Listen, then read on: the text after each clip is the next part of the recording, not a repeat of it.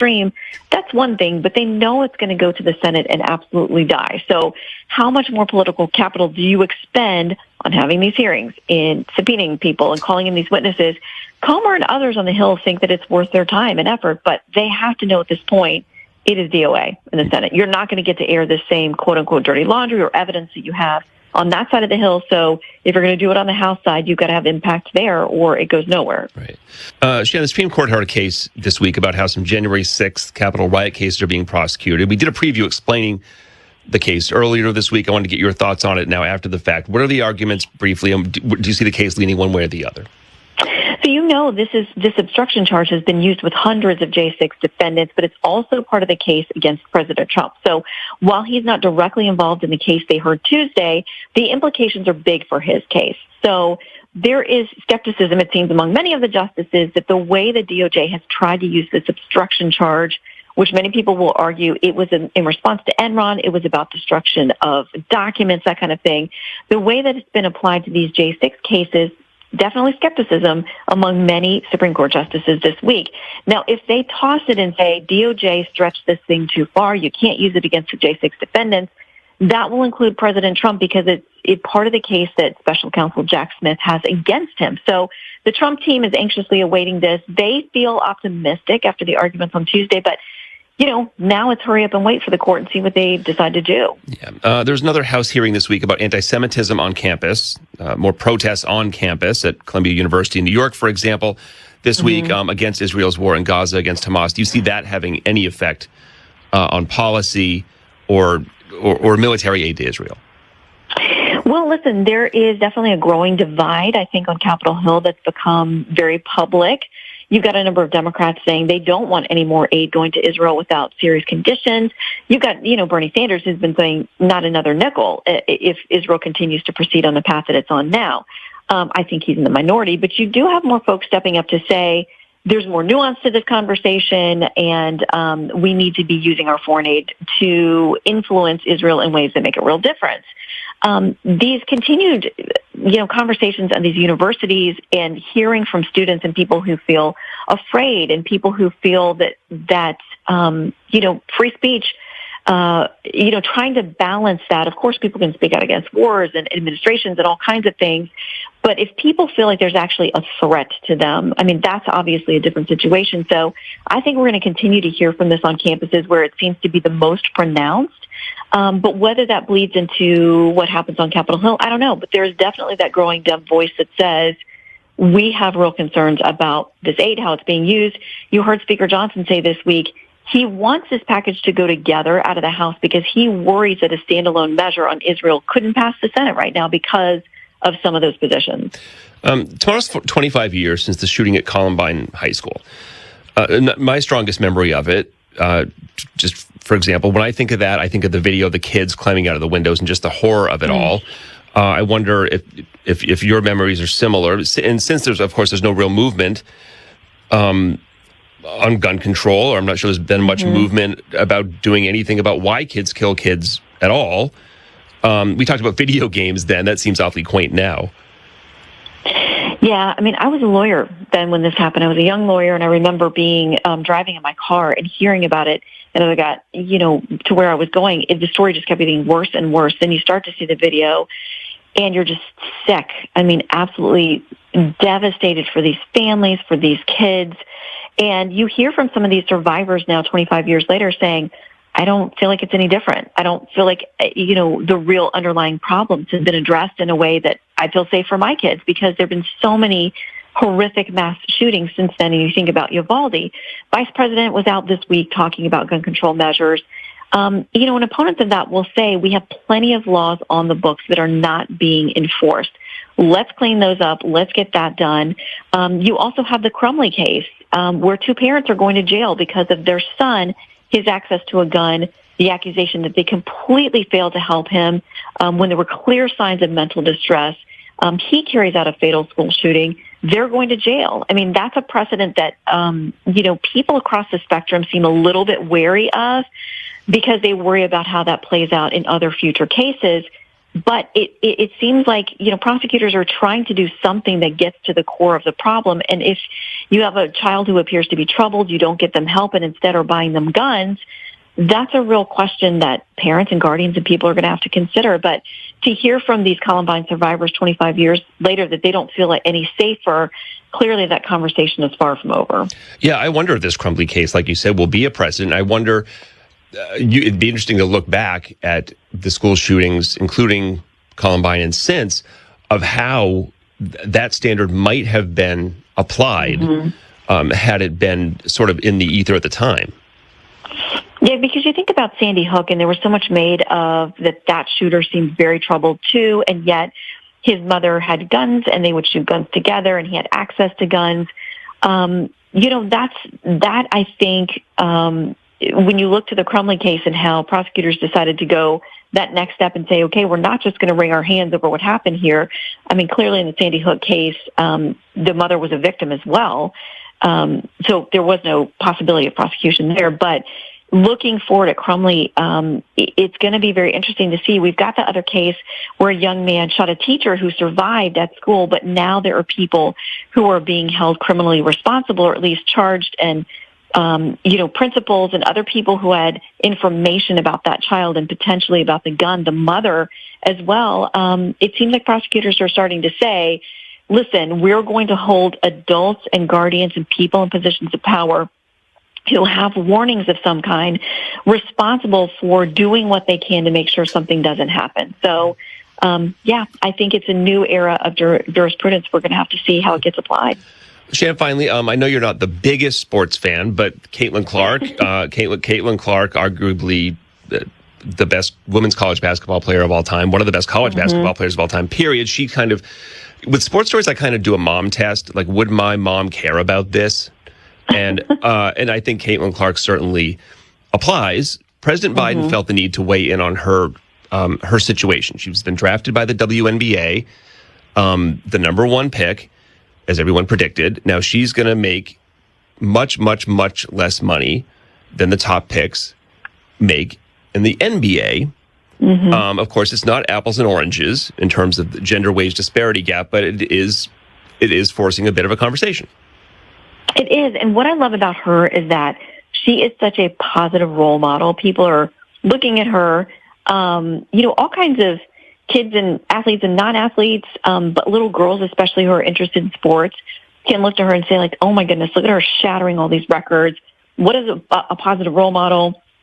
She's got a lot of respect, and the excitement about watching the WNBA draft. I mean, it's certainly brought a lot of positive headlines to the WNBA, but you do have this disparity in pay that, listen, we know in part it's because the NBA makes boatloads of money.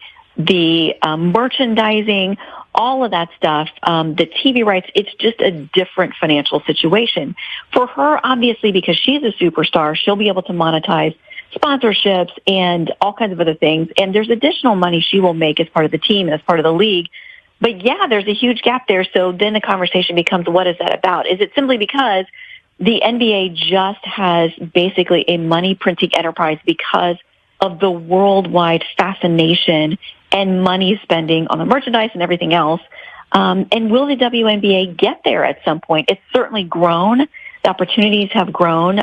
But yeah, they are at this point apples and oranges, but we'll see what the growth is down the line. But I think in the meantime, Caitlin Clark has done a lot to spark interest and conversation in a way that's been really positive for the sport. Shannon Bream, host of Fox News Sunday. Also, you can hear her podcast, Living the Bream. Shannon, good to talk to you. You too. Have a great weekend.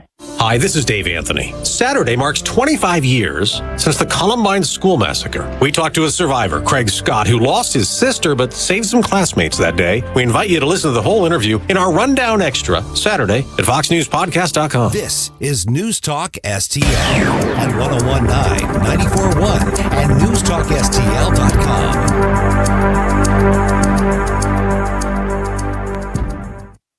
It's happening daily. We're being conned by the institutions we used to trust. The mainstream media is distracting us with meaningless headlines instead of focusing on the harsh realities facing American families. Time is short before something big happens, and that's why so many folks are preparing. They're becoming self-reliant by investing in emergency food storage from My Patriot Supply. Go to MyPatriotSupply.com and secure 4-week emergency food kits for each member of your family. Each kit contains tasty breakfasts, lunches, and dinners, averaging over 2,000 calories per day. Save $50 on each 4-week food kit you purchase. Plus, get free shipping on Ready Hour 4-week emergency food kits. You're not ready if it's not Ready Hour Foods. At My Patriot Supply, you can also get solar power generators, water filtration units, heirloom seeds, and survival gear. Order by 3 p.m. and your unmarked boxes ship the same day. Shop MyPatriotSupply.com today. MyPatriotSupply.com. Hello, everyone. For all of you who suffer from calcium oxalate stones, here is some free advice. Tip 1, drink plenty of water. It takes a lot of water to dilute and pass the substances that lead to stones. Tip 2, modify your diet. You'll need to limit sodium, cut your meat. Tired of difficult lifestyle changes that often don't work? If you suffer from calcium oxalate stones, now there's help. Kidney Cop, Calcium Oxalate Protector. Add Kidney Cop to your routine as a way to potentially reduce or even stop the formation of calcium oxalate stones. Kidney Cop is a dietary supplement developed by doctors and pharmacists. It's been proven in laboratory tests to reduce the rate of calcium oxalate crystal growth by 99%. That's right, 99%. Just take Kidney Cop. Satisfaction guaranteed or your money back. You can purchase affordable Kidney Cop today by visiting Amazon.com, Walmart.com, or KidneyCop.com. Yes, you can start enjoying life again. Purchase Kidney Cop at Amazon.com, Walmart.com, or KidneyCop.com today. These statements have not been reviewed by the Food and Drug Administration. This product is not intended to diagnose, treat, cure, or prevent any disease. Sponsored by Calcium Oxalate. Tim Jones and Chris Arps in the afternoon. 420, we'll speak with Susan Pendergrass from the Show Me Institute on SB 727. And at 520, Patrick Touhy talks about the Cardinals maybe asking for Busch Stadium upgrades. Tim Jones and Chris Arps. Weekdays at 4 on News Talk STL. Tony Colombo here for Cadre Asset Management. A cadre is defined as a small group of people specially trained for a particular purpose or profession, and that is the role that Cadre Asset Management can play in your financial journey.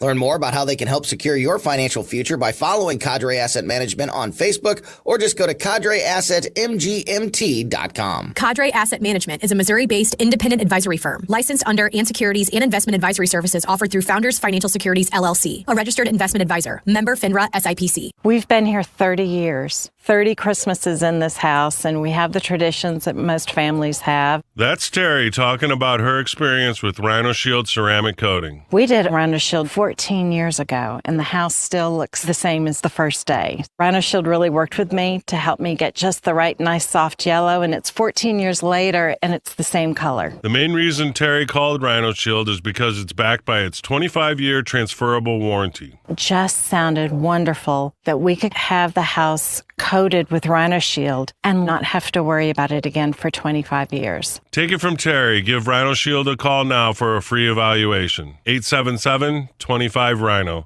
877-25-RHINO. Or visit 877-25rhino.com. There have been neighbors that have come by and said, "Did you just have your house painted?" Because they wanted to know who the contractor was. And I said, "No, it's actually Rhino Shield." 877-25rhino.com. Tim Jones here with Dr. Kim Patton from Comprehensive Integrative Healthcare. Kim, you focus on the treating of neuropathy. What are the signs of neuropathy? The most common symptoms are numbness, burning, cramping, usually in the hands and feet. Tell me about the success you're having with your Restore Neuropathy treatment program. Tim, our program includes 8 distinct steps, offering a unique experience from other treatments. No surgery, no addictive medications, and we are seeing a success rate of 95%. Kim, that is incredible. How can people learn more? Visit us online at CIH.health. That's CIH.health.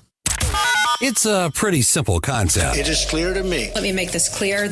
Big events. Your news and your opinions. We're going to get out there and be heard. St. Louis's place to talk. Our voices are never heard in the media. We the people will always find a way. And it's about time that we start putting up or shutting up. Yeah, and you should come. You should listen to many voices. 101.9 and 94.1. Their phone lines have surely been burning up. News Talk STL.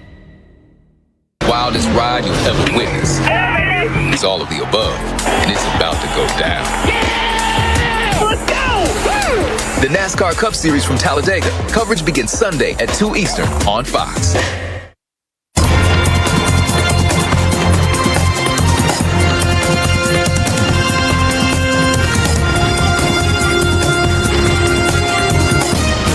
Now, a look at what's happening from the Fox News Rundown. Good morning. It's Friday, April 19th. This is the Fox News Rundown. I'm Sue Guzman. Israel launching strikes in Iran in retaliation for recent attacks. Fox's Kevin Cork has the latest. There was pre-notification to the U.S. from the Israelis before the strikes were conducted. Now, the White House and the NSC are declining to comment on the Middle East. That could obviously change. Explosions reported inside of Iran indicating multiple Iranian sites were struck by Israel, although there's been some discussion about whether or not that's true. Based on everything we have seen and heard from U.S. officials, to say nothing of the video, it is obvious that something did happen. This, of course, is part of the pendulum that continues to sway between the two countries. Fox News does confirm that the targets of the attack were not nuclear, nor were they civilian. Iranian state media saying nuclear facilities near the sites of the strikes are fully safe.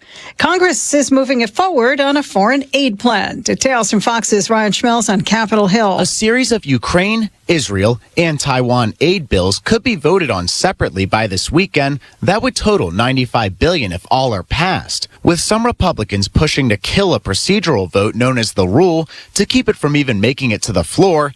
Democrats are thinking about stepping in. We want this to pass. We think it needs to pass, and we think it needs to pass now. And I believe you will see the support of efforts that accomplish that end. Former House Democratic Majority Leader Steny Hoyer. The majority party traditionally is the only one to vote for a rule, even if members of the minority party support the bill. On Capitol Hill, Ryan Schmelz, Fox News. I'm Sue Guzman on the Fox News Rundown. This is the Fox News Rundown. This is News Talk STL at 1019, 94.1 and newstalkstl.com. Danny Define here, host of the all-new show, The Next Gen, with me, Danny Define. We're going to cover all the hard-hitting topics on this show, from national headlines to things happening right here in St. Louis. Next Gen with Danny Define. Join me every Sunday at 10 p.m. right here on News Talk STL. Freedom isn't just a word. It should be a way of life for all Missourians. Wouldn't it be wonderful to live in a state where you're free from excessive taxes, regulations, and corporate handouts, and free to send your children to the school of your choice? That's why we at the Show Me Institute put together our 2024 Missouri Blueprint, a roadmap on how the state can progress to a bright future. The blueprint covers policy ideas from a Bill of Rights for parents to government transparency, school report cards, healthcare reform, and more. Our vision is for Missouri to be a place where entrepreneurs can pursue their dreams, parents are free to direct the education of their children, and a growing economy provides opportunities for all. Critical to achieving this vision is a government that understands the value of freedom in the lives and future of our people. Check out our 2024 Missouri Blueprint, moving Missouri forward at showmeinstitute.org. The Show Me Minute has been brought to you by Show Me Institute and Show Me Opportunity. If you just recently inherited a property and you're not sure what to do with it, maybe it needs a lot of work, but you know you need to get it sold, reach out today. 314-417-1000. 417-1000. My name's Chad Clayman with Clayman Real Estate, where we've been buying houses directly from the seller with no middleman involved for over 90 years. We're a family business and we help simplify the sale for folks that don't want to list the house on the market and have to deal with the entire sales process. And we specialize with people that just recently inherited a house. We're very familiar with the probate process, so if that is you, please reach out and we can simplify your sale today. 314-417-1000. 314-417-1000. And we've been doing it for over 90 years. So if you have a house that you'd like to sell, whether you inherited it or it needs work, please reach out as we can make you a simple, fair cash offer. 314-417-1000. 314-417-1000. The O'Reilly Update, brought to you by Seavers JCB. Visit them at their St. Peter's location. Bill O'Reilly here, and I'm warming up. Stand by for the O'Reilly Update Morning Edition. But first, if you own a vehicle with less than 200,000 miles, listen up. CarShield is a low-cost monthly vehicle protection plan now available to you. This protection plan is at an all-time low price. Please call 800-925-7584 for a free quote. Drivers who activate today will also receive free roadside assistance and towing at no additional cost. That is 800-925-7584 right now. On this Friday, as predicted, all 51 Democrats in the Senate voted against convicting Homeland Security Chief Alejandro Mayorkas of high crimes and misdemeanors. Thus, Mayorkas walks away from his impeachment in the House. Now, no one believed the hapless Mayorkas, a weak, inarticulate bureaucrat, would be held to account for the disaster on the southern border. But certainly President Biden and the Democratic Party should feel the scorn of voters in November. There is no question that failing to follow U.S. immigration law has damaged the country, and Mr. Biden is almost solely responsible for that. His executive orders demolished Trump's Remain in Mexico policy, which at least contained some of the lawlessness down there. Under Biden's destructive executive orders, perhaps as many as 10 million foreign nationals have illegally crossed the borders. Essentially, Joe Biden and his followers are fine with allowing people entry into this country to await asylum hearings, which are years away. These migrants are unsupervised and most dependent on U.S. entitlements, which are estimated to cost taxpayers more than $1 trillion. Also, according to congressional data, more than 600,000 migrants have criminal records in their home countries and are now at large here. Madness? You bet. As Biden would say, I'm not being facetious. Yet when Election Day rolls around, millions of Americans will vote for the border destroyers. That's the worst thing of all. Back after this. You can now watch new episodes of the No Spin News live on Samsung TV Plus. Tune in each weeknight at 8 p.m. on the First TV for breaking news, honest analysis, and the best election coverage in America. Please join me, Bill O'Reilly, at the First TV, now available on Samsung TV Plus. Start watching today on your Samsung television, Galaxy devices, or the Samsung TV Plus mobile app. Check out the No Spin News each weeknight at 8 p.m. on the First TV, Samsung TV Plus. That is the Morning O'Reilly Update. More analysis later on. From the Michaels Flooring Outlet Weather Center. Yesterday's damaging thunderstorms are long gone, and now cooler air is in control as winds are locked in out of the north. A decent amount of sunshine today, though, should be enough to push highs into the low 60s. I think it'll feel nice. Back into the 50s for your evening plans and staying dry, down to 43 for the low early Saturday morning. And this cooler air mass sticks around through the weekend. I've got 61 for the high Saturday, up to 63 on Sunday. That's your First Alert forecast. I'm meteorologist Matt Chambers. Number one for live and local conservative talk. They always have great conversations. News, analysis, and opinion. Shame on you, Joe Biden! Now, if I don't get elected, it's going to be a bloodbath. We need to focus on Donald Trump and his abuses. Does the president have dementia? That is an incredibly offensive question to ask. Bobby Kennedy could fall into every swing state and foul it up for Joe Biden. Donald Trump will become president again. 101.9 and 94.1. St. Louis is number one for conservative talk. News Talk STL. Hey everyone, this is State Senator Nick Schroer. I am the host of Stand and Fight every Sunday night. Right now, let's hear more of Mike Ferguson in the Morning Show here on News Talk STL. Having your first cup of coffee? Mike's on his third. This is Mike Ferguson in the Morning on News Talk STL.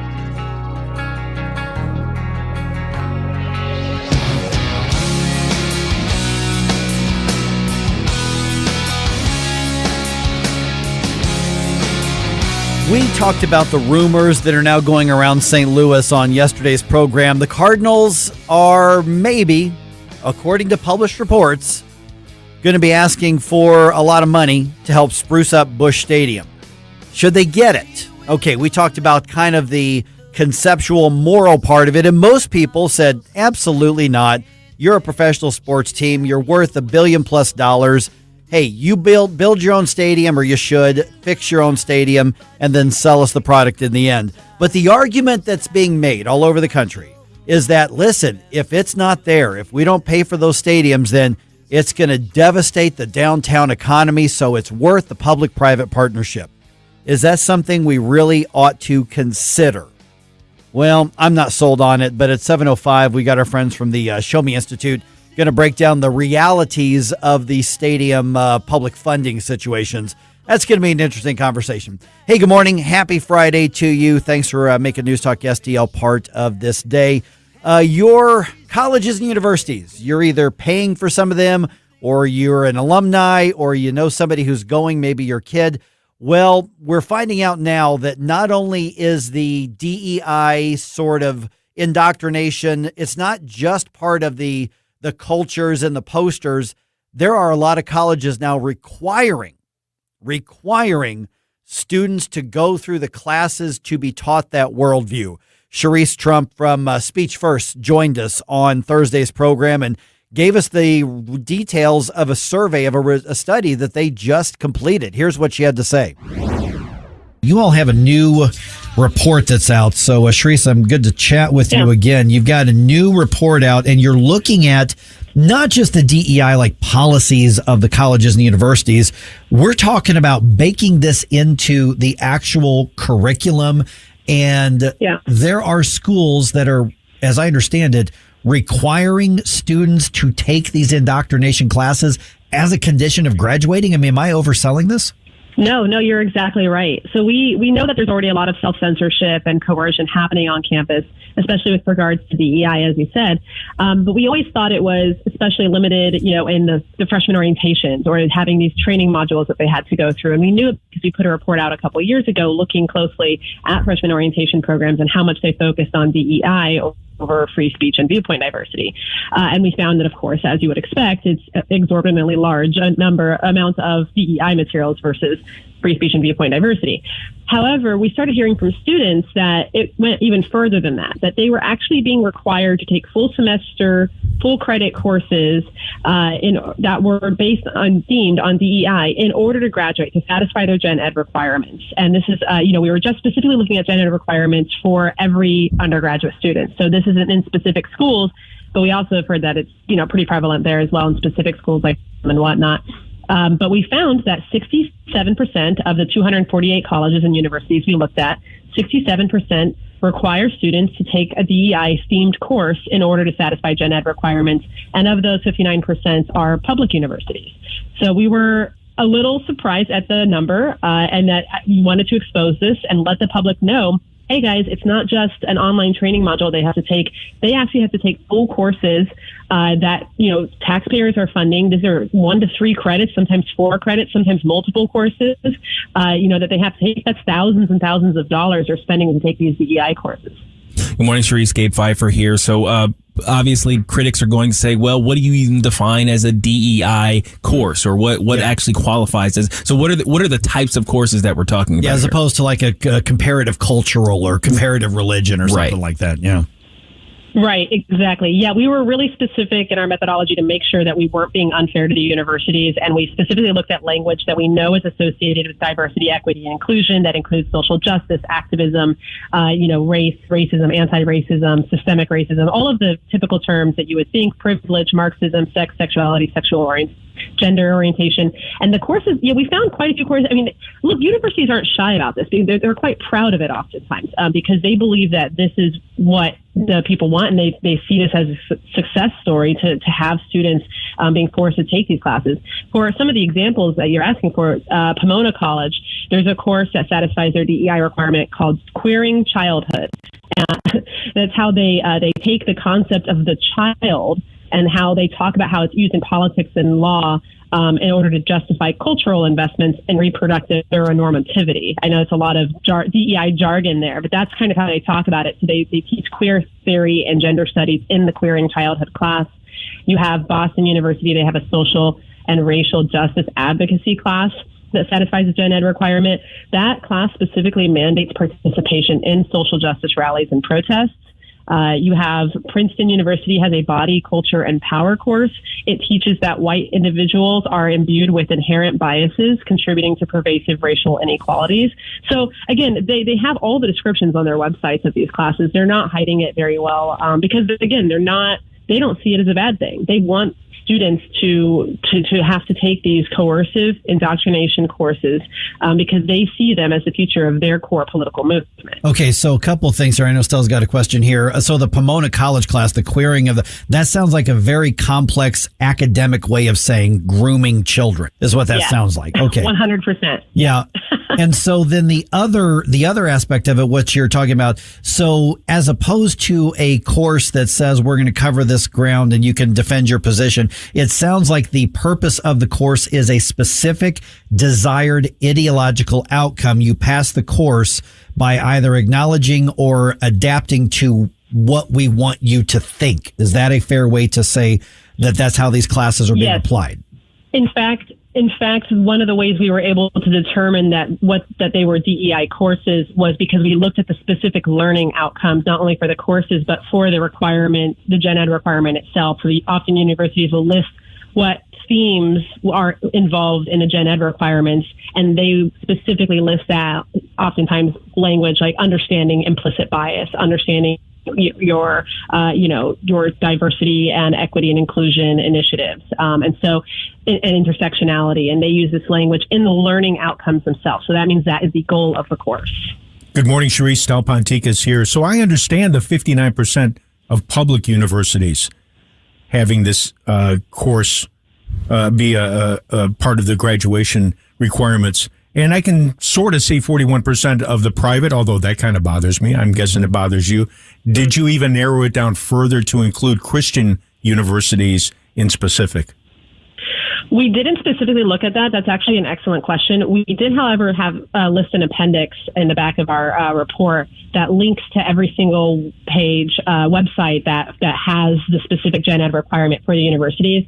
And we perma-linked those because oftentimes when you call universities out, they start to bury things and hide things on their website or take them off.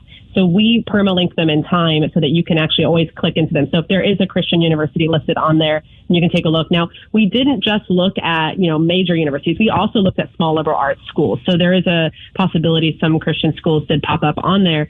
The reason we did that, we wanted to capture as many types of universities that serve the largest number of students, but also that have the highest rankings in the various systems of rankings that we have in the country.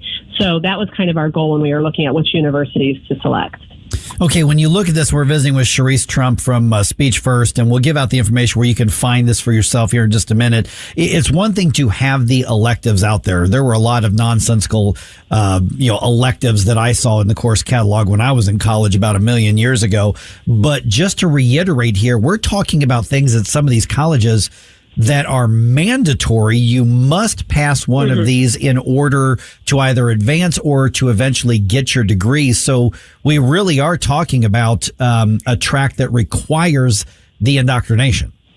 Yeah, absolutely. We are looking at schools that explicitly say that this is a requirement in order to graduate. Sometimes they're really upfront about it and say that you have to take exactly this, a DEI course, and they'll just call it a DEI themed course, or they'll have some title that's similar to that, and you have to take that specific class. Other times they try to hide it. And this is what we really wanted to show in the report as well, is not only is this incredibly entrenched into the academic departments, and it's not just a separate DEI department managing everything, because now this is separate. This is, if you get rid of a DEI department, this won't go away, right? Unless you're specifically targeting these mandates with legislation. But we also wanted to show how insidious the courses are and how some of these schools go to hide it or to make it seem like you have a choice. Because oftentimes they'll list, hey, you have to take these various themed electives in order to graduate. However, if you look at the number of electives that you have to take versus how many are offered, you inevitably have to take at least one DEI themed course in some cases. Or in other cases, they'll say that all of these courses that qualify for your gen ed requirements have to have these learning outcomes. And in that learning outcome, it will list some sort of DEI themed learning outcome. And so or some sort of themed goal. So what that means, every course that qualifies has to have the DEI learning outcome involved. Cherise, in the last minute or so we have, just wanted to say that I'm particularly worried about the hard sciences and how these types of things are affecting them. You kind of anticipated for some of the softer social sciences in particular, but for those of us who graduated college in engineering and math and things like that, this seems like a particularly insidious way of infiltrating those academic aspects. Absolutely. Because these are gen ed requirements, they're applicable to every single student in the undergraduate program. That includes liberal arts, that includes history and whatnot. And it's important to recognize that we wanted to capture as many students as possible because we understood that, there's different fields and different levels of DEI. However, I will say, as we were looking into this, it didn't make it into the report, but we did notice that specific academic departments also had their own DEI requirements. So you have psychology departments had their own DEI requirements. You did have departments their own DEI requirements. So that would be on top of the gen ed requirements that these students are being already required to take. All right. Now, where do we find the report? Where do we get in touch with you all so people can read this for themselves and see if their alma mater or possibly the school that their kid or grandkids looking at is requiring some of these? Yeah. So you can find the report on speechfirst.org and, just go to the report section. It's featured on the homepage, but you can also go into our report section and find all of our other research. You can go on to our social media accounts, Speech First, and I also post a lot of things, Cherise Trump on Twitter. And furthermore, we do put a lot of information about what the state legislatures can do in the report, and we create model policies specifically to answer this issue. So I highly recommend, if you have a state legislator that you're close to or that you write to or that you call, highly recommend you get this in front of them as well. All right. Thanks so much, Cherise. Good to talk to you again. Thanks, Cherise. Yeah. Thanks for having me on. And real quick, Cherise Trump is not a relation to the former president. They just happen to have the same last name. All right. Let's get things going with the first morning news dump of the day that comes your way in about 2 minutes and 37 seconds right here on 101.9 and 94.1 News Talk STL. Watch us on our live stream using Rumble, Facebook, and Twitter. Get up, St. Louis. It's Mike Ferguson in the morning.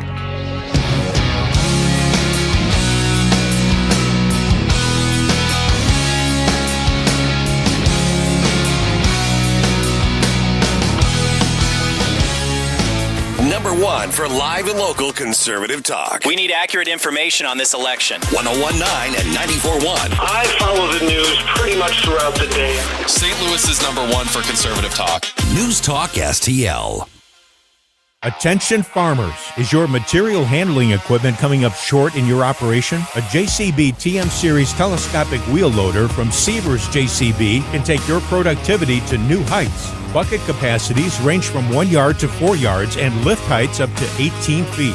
Don't miss out on special short-term lease options and put JCB TM productivity to work on your farm for under $3,000 per month. To schedule your on-farm demo, call or visit SieversJCB.com today. My friend, death is certain. Are you prepared? Larry Connors here. I don't want to scare you, but your funeral plans are an important conversation you need to have with your spouse, family, other loved ones. My friend Benjamin Schaefer at Senior Memorial can help find you an affordable, final expense life insurance policy, regardless of your health condition. You could qualify up to $30,000 of lifetime coverage. Life insurance plans with Senior Memorial also offer living benefits towards hearing and diabetic supplies, access to a 24-hour teledoc service, discounts on urns, caskets, tombstones. Call my friend Benjamin at Senior Memorial and discover your legacy at 314-866-8886 or visit memorialplans.com. Memorialplans.com. Senior Memorial Heritage Protection.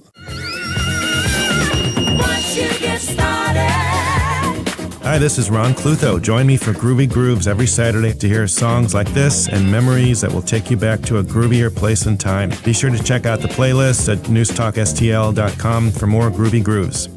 And now for something completely different. Groovy Grooves with Ron Clutho, Saturday nights at 10 on News Talk STL.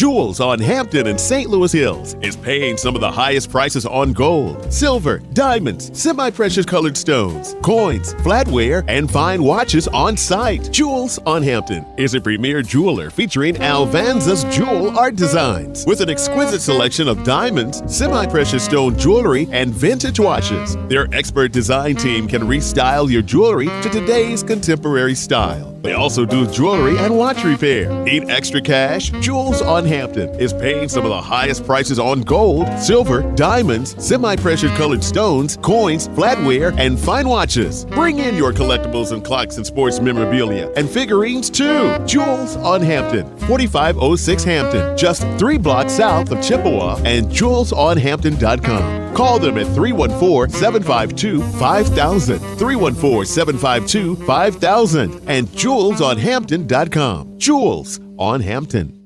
I think we should be able to have a civil conversation. The news and talk that matters to St. Louis. This conversation has completely made me crazy. This is complete insanity. News Talk STL. Hi, it's Randy Tobler here. Pour a big cup of coffee and catch my show every Saturday morning from 6 to 9. Right now, it's back to Mike Ferguson in the morning here on News Talk STL. Morning News Dump. Are you joking? Is this a joke? Listen, folks. The Morning News Dump. You know, sometimes Fridays are a little bit slow and we got to think of stuff to do. Not today. Okay. We got a lot going on here. Let's start with the man who cost a young woman her legs learns his punishment. Also, Missouri lawmakers, turns out, can get something done.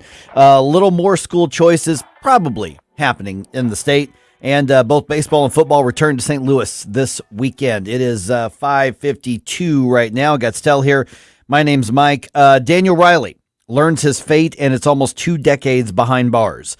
Riley was convicted last month of multiple charges related to that car crash in 2023 that cost Janae Edmondson her legs. Now, during the hearings, Janae's mother, Francine Edmondson, addressed the court, and here's part of what she had to say. He sentenced Janae on that street that night to be an amputee for the rest of her life. The sentence he was given will never be enough to repay for what she had taken from her and from our family. Daniel Riley was offered a plea deal that would have resulted in 17 years in prison. He rejected that, decided to go to trial, and he ended up with 19 years in prison. Riley's attorney had asked for a new trial, but that was denied. All right, Israel launching what's being called limited strikes against Iran overnight. That's in response to Iran's escalation of attacks against them last weekend.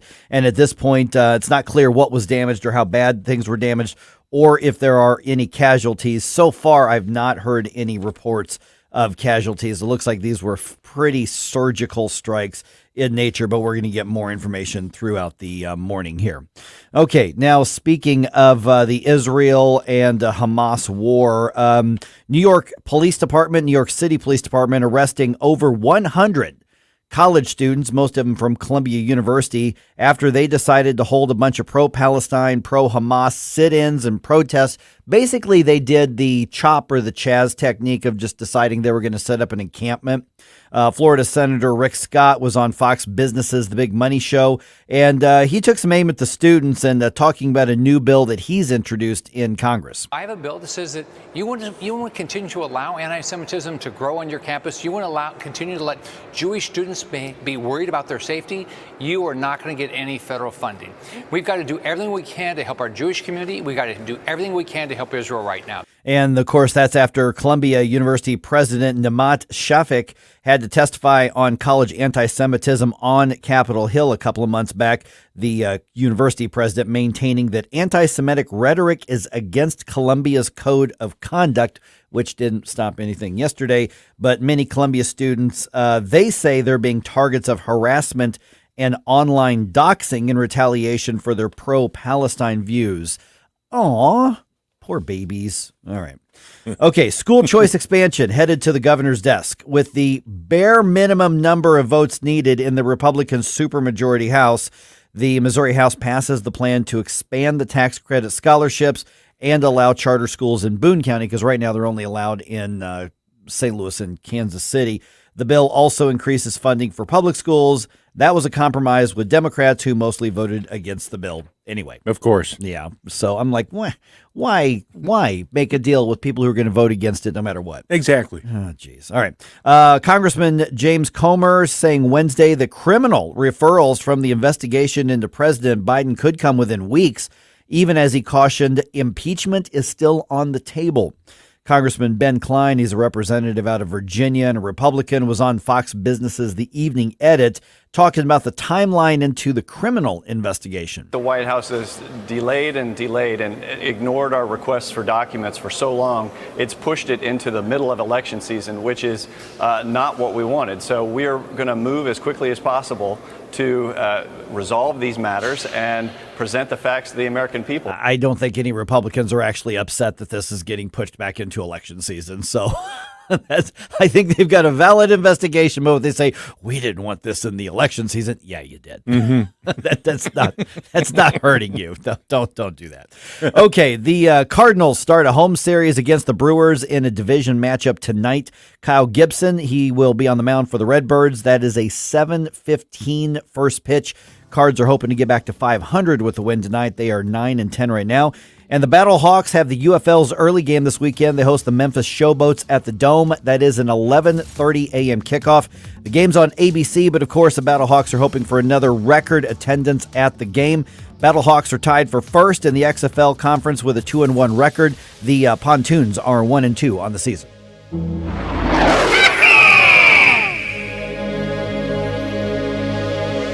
When it's important to you, I follow the news pretty much throughout the day. It's on News Talk STL. That case is a scam, it's a sham, and it's a hoax. This is so infuriating, I don't even know what to do. Shame on you, Joe Biden! Does the president have dementia? That is an incredibly offensive question to ask. News, analysis, opinion. This is where we've gone to la la land. This is why we've got to have a new leader in the White House. Number one for live and local conservative talk. 101.9 and 94.1 News Talk STL. Man, what a great party you're throwing here. This wasp nest is great. Yeah, man, we got about 70 wasps in here. Too bad we can't fit any more wasps in here. It looks like they're having fun outside, stinging all the kids. Oh, man, who just pulled up? Oh, no, it's the pest control company again with those green wheels. They seem to kill every one of my parties. This is Derek, the owner of All Solutions Pest Control. Give us a call today at 636-486-7888. Learn more about our special $67 offer. You can visit us online at allsolutionspestcontrol.com. If a pest-free home is your goal, call All Solutions Pest Control. Hi, I'm Rodney Wallner. And I'm Jen Wallner with the Wallner Home Selling Team at Berkshire Hathaway. Hey, Jen, how do you sell your home for top dollar? That's easy. Call the Wallner Home Selling Team at 314-810-SOLD. What if I want a flexible commission plan? Call the Wallner Home Selling Team at 314-810-SOLD. What's the best time to sell your home? Right now, call the Wallner Home Selling Team at 314-810-SOLD. For all your real estate needs, call the Wallner Home Selling Team at 314-810-SOLD. That's 314-810-SOLD. Hey, Tony Colombo here for Gutter Pros. When Christine and I bought our new house, we knew the gutters were an issue, and after meeting the Gutter Pros team, we knew that they were right for us. Gutter Pros is your all-in-one gutter service team that offers a variety of affordable solutions, and they even offer free estimates, so there's no cost to you to find out if they are right for your home, just like they were for ours. If you're having a problem with your gutters, contact the Gutter Pros now, because with Gutter Pros, water goes where they tell it to. Call them at 314-656-7195 or visit gutterpros.com. News Talk STL is proud to have Doug Voss as part of our lineup every week. Doug has been a staple on St. Louis radio for many years as one of the leading financial experts in the area.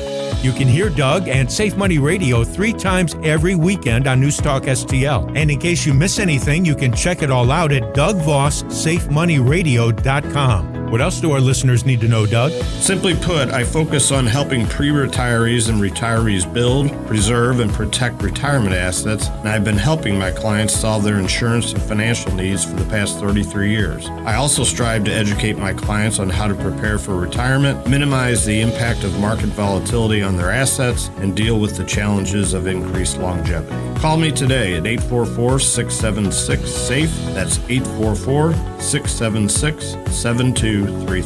Doug Voss is a registered representative. Securities offered through DHL Securities, LLLP, member FINRA and SIPC. KLGY HD3 Clayton, K270BW Bellefontaine, KNBS Bowling Green. This is News Talk STL at 101.9, 94.1, and always streaming at newstalkstl.com. News this hour from townhall.com. I'm Rich Thomason. Last weekend's Iranian missile and drone attack on Israel has not gone unanswered. Explosions have been heard near a major air base and a nuclear site near the city of Isfahan in central Iran. The BBC's Charles Haviland. Official and semi-official media outlets in Iran report that flights have been suspended to some major cities, but they're also downplaying the strikes. One official, quoted by Reuters, said the blasts heard in Isfahan stemmed purely from the activation of Iran's air defense systems. A space agency spokesman said several drones had been shot down in the same province, and another report said that local nuclear facilities were completely safe. There have also been reports of explosions in Syria and Iraq. A Gaza Solidarity encampment on the Columbia University campus has been broken up by the NYPD. Police moved in at the request of the university president. More than 100 anti-Israel protesters arrested. Former President Trump says they can't beat him at the ballot box, so his political opponents are tying him up in court. That's what Mr. Trump says his New York criminal trial is really all about. I'm sitting here for days now, from morning till night, in that freezing room, freezing. Everybody was freezing in there. The presiding judge ordering Mr. Trump to be in court every day.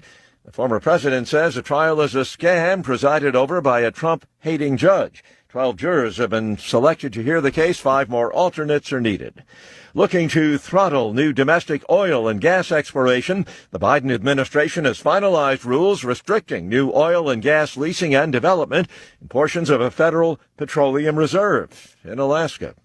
On Wall Street, Dow futures down 147, NASDAQ futures off 125 points. More on these stories at townhall.com.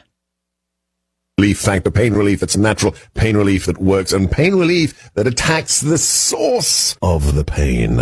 That's the experience of tens of thousands of Americans who are taking Relief Factor right now. See their incredible video endorsements at relieffactor.com and then order your 3-week quick starter pack for just $19.95. That's less than $1 a day. Find out if it can work for you like it works for me by ordering your 3-week quick starter pack today. relieffactor.com, relieffactor.com. Be the next success story.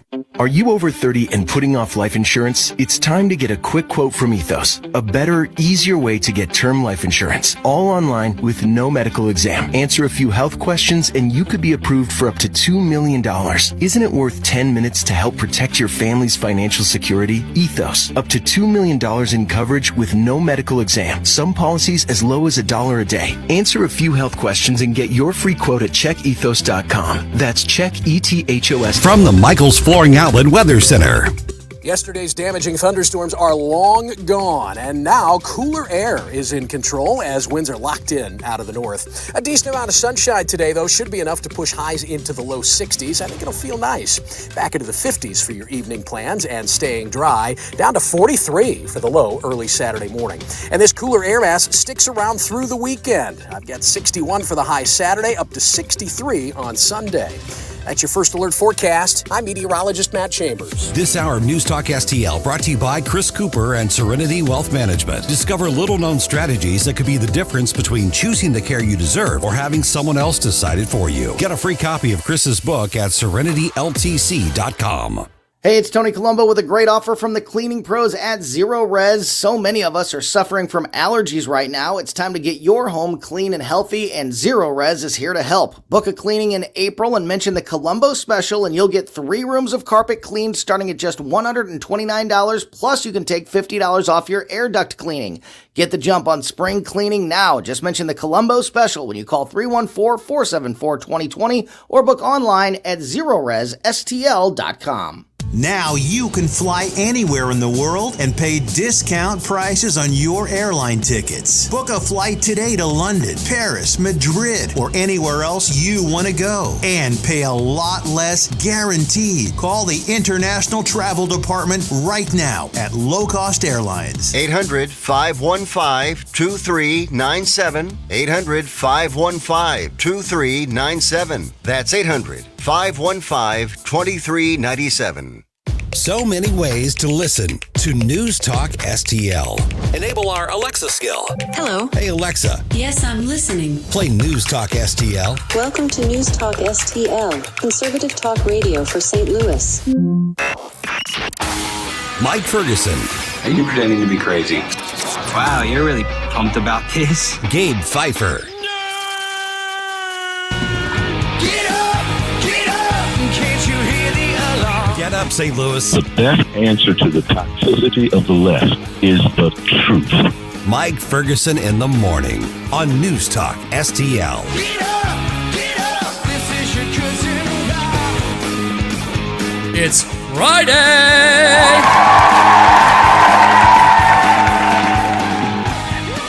All right, the pro-Hamas terrorism sympathizers try the old Chaz technique. Remember that from back in the day? Oh, in Seattle? It's a or classic. Portland? Yeah. Yes. So they set up their own little encampment, huh? Yeah. Little town. Nice. This time, though, at least one city learned from what happened in Portland and Seattle and some of the others and said, yeah, no, we're not playing that. Yeah, I'll tell you how that worked out. By the way, the pro-Hamas sympathizers were crying when the police arrested them. Oh, good. Yeah. Get to that here in a second. Cry more. Hey, don't forget News Talk STL, our app, streaming audio, because I saw there was a comment on Facebook yesterday, and I don't know where the person lives, and they're like, oh, man, I drive through this area, and I kind of lose your signal, then I got to go to the other signal. We get that because we've got 94.1, we've got 101.9. We actually have 99.1 HD3 as well. So that's a real clear signal. But just get the app. Just download the app, and it's free, and you can take us anywhere. So download that, and it's like, it literally took me 10 or 15 seconds to put it on my phone. It does not take that long at all. All right, interesting development in the race for governor in Missouri. The Ethical Society of Police, what's commonly called the Black Police Union, right, endorsed Jay Ashcroft. Really? Yeah. That was the announcement that he made yesterday. All right. So we're actually going to talk to Jay at 7:35. He's going to be on the show here with us. So yeah, that's interesting to me. One, because unions of any kind don't normally endorse Republicans. Yeah. Now, law enforcement is more friendly to Republicans than Democrats most of the time anyway. In general. But in this case right here, not only do you have a police union in making a choice in the race for governor in the primary, but it is law enforcement, and it is one that is, I think it's bad that we have two, a black and a white police union. But this particular union says, okay, Jay Ashcroft's the guy. So we're going to go into more depth on that just a little bit later. I don't know that that's going to make a huge difference in the city of St. Louis, but that sort of bragging right probably goes a long way around the state with a lot of other Republican voters. Oh, sure. Whenever you can make inroads in particular groups that aren't usually amenable to your party or your platform or what have you, then that's usually, as far as it goes for me, that's a political coup of a sort. Right. And so, because I printed up the statement right there, and the official statement, they say the Ethical Society of Police is endorsing Jay Ashcroft for Missouri governor because he has committed to bringing the Ethical Society's voice to the table so we can advocate for our members, our citizens, and officers throughout the state. To us, this endorsement is about people over politics. We are not choosing a political party. Rather, we are choosing the opportunity to be an effective part of policy change for our members, citizens, and officers across the state of Missouri.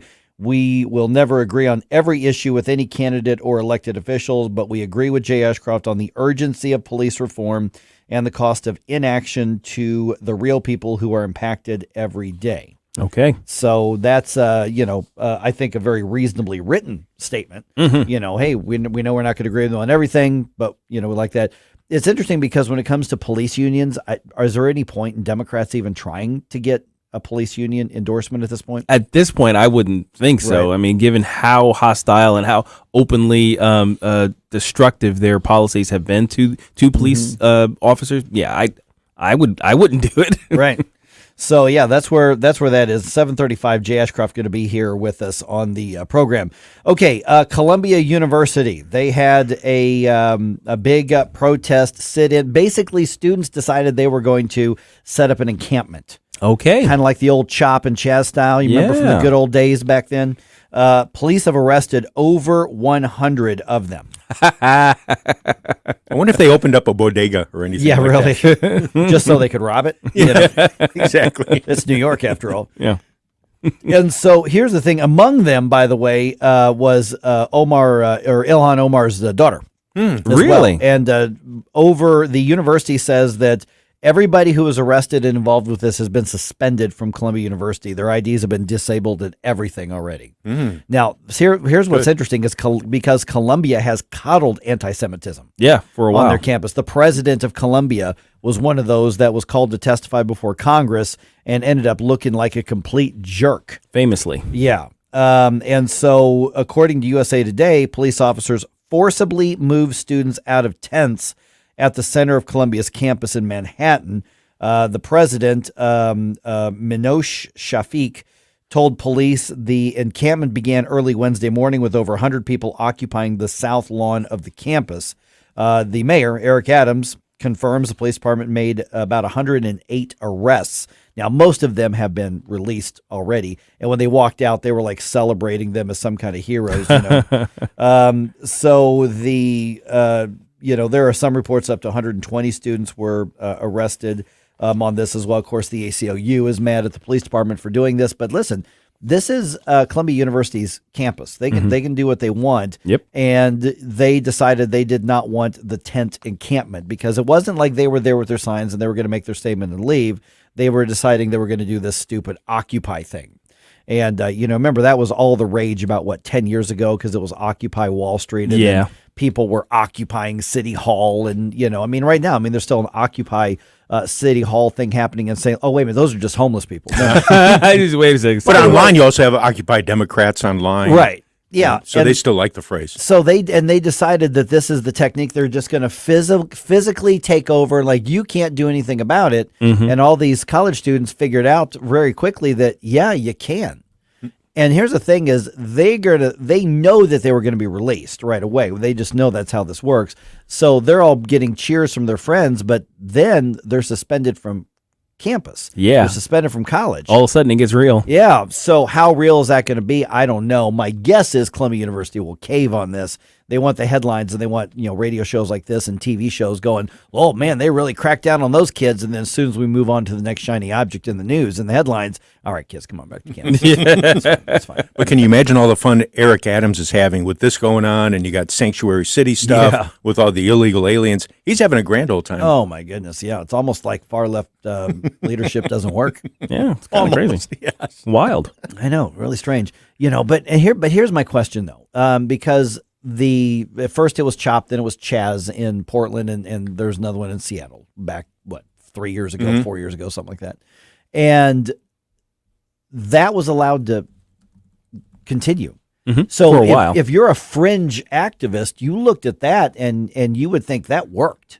Mm-hmm. They were allowed to literally set up their own secession area. It's like we aren't, we don't answer to any government, and of course a lot of libertarians right now are going, woohoo, that sounds great, but they did it this violent leftist way, and eventually they had to let their little society crumble, when what should have happened in those cities on the West Coast is they should have rolled in with SWAT gear and taken out that those Chazes and Chops, because they were taking over private property and holding people hostage in their home. There were rapes, there was a murder that happened. And so good on the New York City Police Department for saying, we're not going to mess with this. We're just going after this, and we're going to take it out right now. And to the credit of the university president saying, no, this is not authorized on our private property. This is trespassing. And all of these protesters were given warnings.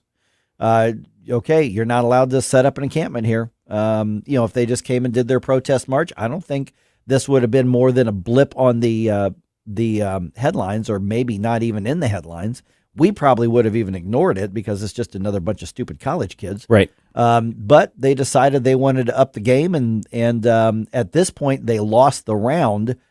So now they have to decide whether all of their trust fund baby families will get too mad at them if they decide to up the ante themselves. Yeah. We got to call balls and strikes, right? So their response to this group this time was good. So we're gonna, you got them. All right. appreciated. Now, kind of like you said, though, I'm watching to see what happens afterwards, because if these consequences are really just a bit of a dog and pony show to get us off their back for a little while, that's not going to that would be worse than if they ignored it the first time. Right. Yeah. Because then that would show that they were being deliberately misleading in the manner in which they approach this. And if they handle it this way time and time again, then okay, great. And the thing is that I was reading the article, and it was kind of funny to me when you read the quotes from some of the activist groups, like, the police violently removed them. They took all their belongings, just threw it in an alley. And I'm going, hey, wait a minute.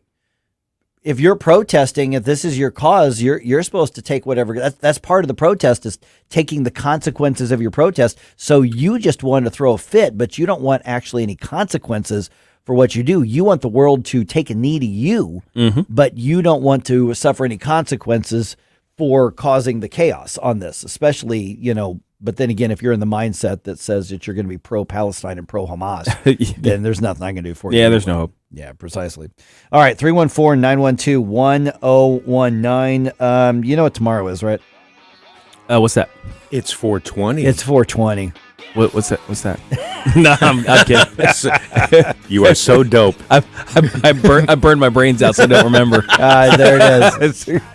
It's just, it's not my thing, but it's interesting how our attitude towards marijuana in particular has changed over the past 5-6 years. Sure. Very, very quickly. Just overall. As a general, as a consensus, how our view of this has changed. My attitude is unchanged. but yes, everybody else. But for the most part, society's attitude has changed. Oh, yeah, society has moved on. Yeah. I know people who are literally going to be celebrating this as a holiday.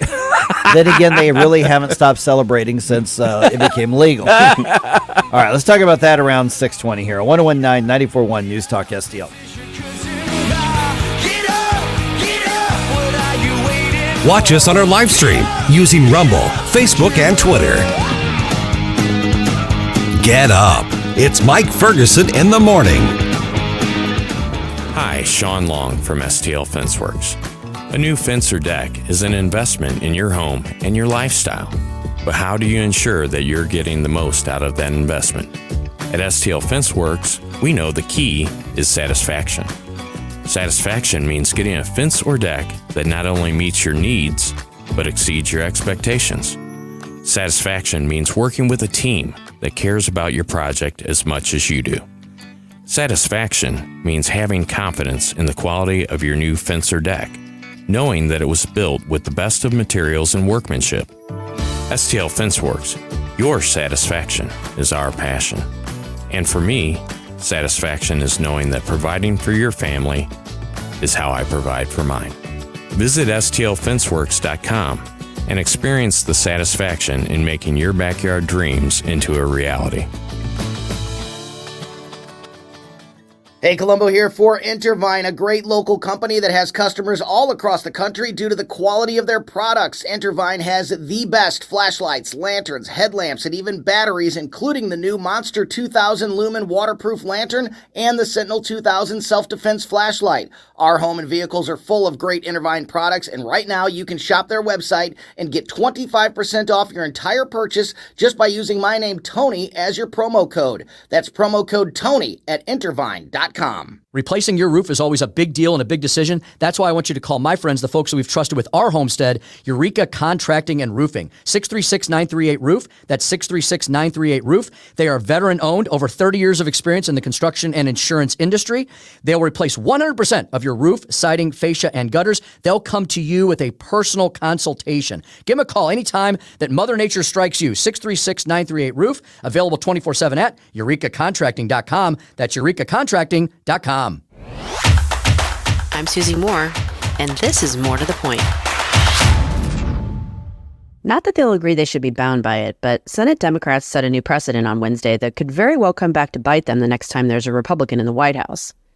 Because they declined to proceed with the impeachment trial of DHS Secretary Alejandro Mayorkas, despite the fact that the articles of impeachment charged him, among other things, with knowingly making false statements to Congress, which is a felony, the Dems basically, as Senator Eric Schmidt put it, torched the Constitution and bulldozed 200 years of precedent. Following the debacle, the Dems scurried out of the upper chamber, but the Republicans stuck around to expound a bit upon what had just happened.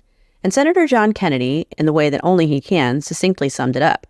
What do you have to do to get impeached now? I mean, a felony is not sufficient. What's above a felony? And as it so often does, my mind immediately defaulted to music mode and heard More Than a Felony, with a nod to Boston. The band, not the town. So, to Senator Kennedy's point, I guess going forward, in order to be impeached, an official will need to commit more than a felony. Perhaps an ultra felony. Either way, it looks like we'll see our Mayorkas walking away. Susie Moore is Deputy Managing Editor for RedState.com. For more to the point and everything Susie Moore, log on to RedState.com. Follow Susie on Twitter @SmoozyQ and keep listening to 1019 and 94.1 News Talk STL. This hour of Mike Ferguson in the Morning is brought to you by Stifel. Request a portfolio review from your Stifel financial advisor at Stifel.com. That's STIFEL.com. Hey there, Tim Jones here. Make sure you join me and my buddy Chris Arps this afternoon from 4 until 6 p.m. right here on 1019 94.1 News Talk STL. Right now, let's get back to more of Mike Ferguson in the Morning. Welcome to early 80s on this one. Welcome to Flashback Friday. This was a request? It was indeed. Nice. Yep, George Benson, Give Me the Night. I think this one snuck in because I think this was actually 1980. It was 80. Yeah. All right. Tomorrow, tomorrow's 420. Mm-hmm. By the way, do you guys know how 420 became the kind of the symbol of marijuana? I have no idea. Okay. I don't remember where this happened, but there was a group of kids who wanted to meet to toke up back in the day, and they would meet at 420 after school. Okay. And so that was their thing, and for some reason that caught on, and this is prior to social media and everything. This is a long time ago. And then 420 kind of became their code. And now that still sticks to this day. So tomorrow is going to be the national holiday for stoners. And you know how Colorado loves marijuana. Oh, yeah. Yeah. You know, one of the first states to legalize. Yeah, and I know some folks already know this already, but I'm just tossing it out there. Their highway signs, it said 420 miles. They all disappeared every year. Yeah. So now you don't see any in Colorado. What you see literally is 419.9. Yeah. Yeah. That's a true story. They literally had to change what they do on that one portion of any stretch of highway. Yeah. But here's the thing. Since legalization, how people look at pot has really, really changed. You know, I just think that's interesting just kind of as an observer. And here's why I want to bring that up in just a second here. I'll tell you here. By the way, it happened. The school choice bill is going to the governor's desk. It passed the legislature. They can get something done. So we've got the update for you at 6:35. So, I mean, I literally know people who will be celebrating 420 like a holiday. I am not kidding. Some of them are listening right now. And you know who you are. And you know who and you they are. are proud of it. But you think about it. Think about how the way we see marijuana has changed over the years. I mean, for instance, when I was a kid, it was a dangerous, illegal drug. Yes. You know, you talked about drugs, you talked about marijuana, crack, heroin. It was all lumped in together. Anything that altered your head, your mental state was just bad, unless it was alcohol because mommy, daddy did that, and that's not that big of a deal. But any drugs, you know. And then it kind of went to, you know what, it's illegal, and you know why it's illegal? Because losers do it. Stoners do it. You know, you don't want to ruin your life. Yeah, haven't you seen Reefer Madness? You know, which, man, Reefer Madness. You remember that movie? Yeah. Oh my goodness. And the days I've only seen clips. Yeah, the days of that and Cheech and Chong. That's right, Cheech and Chong, right? Yeah, the stoner comedy became a thing. Yeah, actually around that period. But the stoner comedy was always losers. Yes. You know, it's guys who couldn't think, and you know they didn't have a job, and you know the world was just passing them by. Yep. You know, and then became, okay, well, everybody's done it. You shouldn't really do hard time. It's no big deal. It's just pot. And then after that, it was like, okay, well, we'll have, you know, medicinal marijuana. Wink, wink, nudge, nudge. Because nobody actually looks at it as a medicine. Although when I was in college in the early 90s, that's like, you know, this really medicinal properties. And even then I'm going, You just want to get high. Well, clearly, I mean, it was just funny watching the people make the arguments. Yes, absolutely. It was clearly a gateway, as we'll say, towards full legalization. Well, and then when they passed medicinal marijuana in Missouri, everybody knew that this was, okay, we're going to pass this and people are going to find out that the world doesn't end if marijuana is legal like alcohol is. And they weren't even lying about that. I mean, they were telling the truth about that, because you could go on and get your so-called medical card for anything whatsoever. Oh gosh, there were billboards talking about, hey, get your medical cards here, here, and basically you could get some online. Like there were places there where you could just apply. You're just like, hey, my name is John Doe and I have chronic back pain. It's like, okay, John Doe, here's your card. That's right. And there were others where you were literally just ordering a medical card for no reason whatsoever. Yes. And some of those were like, well, I'm depressed. Well, and I remember at the time going, okay, if you're into that sort of thing, good for you, fine, whatever. I just, whatever. But don't register with the government saying that you have some sort of impairment just so you can smoke pot. Because I'm thinking it's going to be legal anyway. Just go to your dealer for a little bit, buy it on the street. Because at some point we've seen around the country where people said, well, I applied for this. I have a mental whatever. And then you're giving politicians an excuse to go, oh, see, they have to do drugs to take care of their mental thing, take away their Second Amendment rights. And I'm thinking, don't register your health thing with the government for what is wrong with you. And then, of course, a couple years later, we legalized it across the board. And at this point now, it's went from medicinal to, it should be legal. And now it's legal and it's normal. Yeah. I mean, I don't think there's a stigma to using marijuana anywhere near what it used to be. Maybe not as much of a stigma. No, not at all. I don't think so at all. And looking back on it, veterans groups were really the ones who strongly pushed for it, because dealing with PTSD and other remnants of their time at war, they come home, they have to try to handle those situations. And they made that big push in so many states, including Missouri and Illinois. I remember friends of ours camping out on the Capitol steps in Springfield, Illinois, trying to get it taken care of in Illinois. Eventually it did get passed. But veterans groups were really strongly involved at the beginning. I know a few people who have been in the service or had other, massive traumatic events in their life. And we still make jokes about them in the social circles I'm in. But at one point it dawned on me, they're self-medicating. And they're still functional in life. And I thought, well, I guess there's other people who turn to hard drugs. There's other people who become alcoholics. I guess other people who just roll up into a corner and end up in some studio apartment somewhere and are never seen again. But so far, some of the people I know that self-medicate, do they go more than I would hope they would? Sure, absolutely. Because I think at some point the self-medication is not dealing with the issues at hand.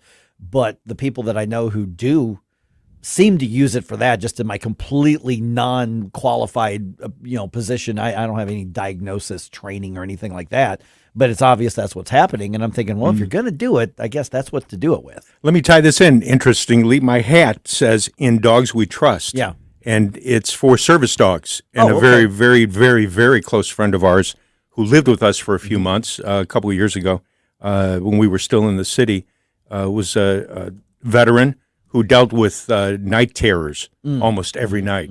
And had he not taken the medicinal marijuana, it would have been probably 10 times worse for him. But I can think of various nights where he would wake Kathy up, because I'd be at work at the other station I was working at. And at 3 a.m, all of a sudden, all these screams would be coming out of his bedroom. And it was because he forgot to take some of the medicinal stuff before he went to bed. So in that situation, we saw it in person, and it was, terrifying. Right. Well, and I think that it's changed, the view has changed so much that people look at it almost now like a pill or a glass, like an actual prescription, or like a glass of wine or something like that. I mean, can you imagine when you were a kid and if your parents found out that you were smoking pot? I mean, what would be worse, the punishment or the disappointment they would feel in you? A bit of both. Yeah. it would be terrible. Now, now it's like, oh yeah, they're smoking up. They just roll their eyes. It's like, well, it's like going to the bar. I did some crazy stuff when I was a kid too. That it's just it's interesting to me how it's changed so much. Yeah, it really has. Well, and the other part of it is it's interesting how we got here. And I think it's really because of government overregulation, because they made marijuana in the same category, like you said, as like the super hard drugs like cocaine and the like, and that actually precluded any research from being done on it. So when people were extolling the medical benefits of it, you literally could not back it up with the science because they weren't allowing you to do the science. So it was all anecdotal, but the anecdotes went out essentially. Yeah. So it was just a weird situation to me, the whole thing, because if we had been able to actually study this drug as it is, I think we would have come into a better place where we are now as a, I'm still very wary about where society is going with this whole deal. I still think it's really, really new. So I think a lot of people are still kind of on the, no pun intended. Well, yeah, there's a pun intended. The high of the new thing. Yay, we can do it. I think eventually, I think there's the yay, we can do it. I think eventually we'll settle into whatever is normal. Because, for instance, when you look at what the estimated hardcore drug addiction rate was prior to drugs becoming illegal, because remember, at some point, everything was legal in this country. And the war on drugs didn't really start until opium dens, Chinese opium dens, became a thing on the East Coast. And nobody even cared about those until white women started going to the Chinese opium dens. Mm-hmm. Then all of a sudden we got to do something about this. And then shortly after that, it was, look what's happening with this marijuana, because that's what the awful jazz and blues scene. And that was, of course, code word for what? Black people. Mm-hmm. Yeah, that's what it was. And so, that's where the other part of the war on drugs started off. So you can separate out saying we've got to, do a war on trying to keep fentanyl out of the country, and separate that from a kid wants to, like a young adult wants to go toke up on a Saturday night in their house with their friends and, watch whatever on TV. There's a big difference. I mean, I've got enough libertarian in me. I'm just like, listen, man, you want to get goofy, man, go get goofy. Right. I don't care. I'm going to go play baseball this weekend. That's what I'm doing.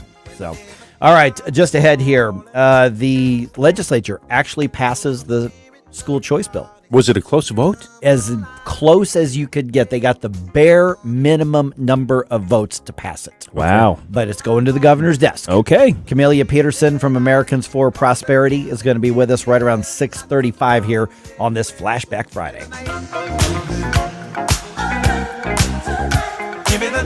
We give you news, analysis, opinion, and more. Only on News Talk STL.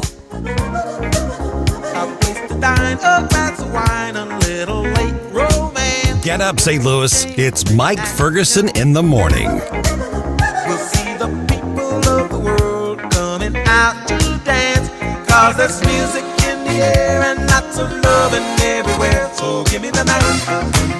From the Michaels Flooring Outlet Weather Center. Yesterday's damaging thunderstorms are long gone, and now cooler air is in control as winds are locked in out of the north. A decent amount of sunshine today, though, should be enough to push highs into the low 60s. I think it'll feel nice. Back into the 50s for your evening plans and staying dry, down to 43 for the low early Saturday morning. And this cooler air mass sticks around through the weekend. I've got 61 for the high Saturday, up to 63 on Sunday. That's your First Alert forecast. I'm meteorologist Matt Chambers.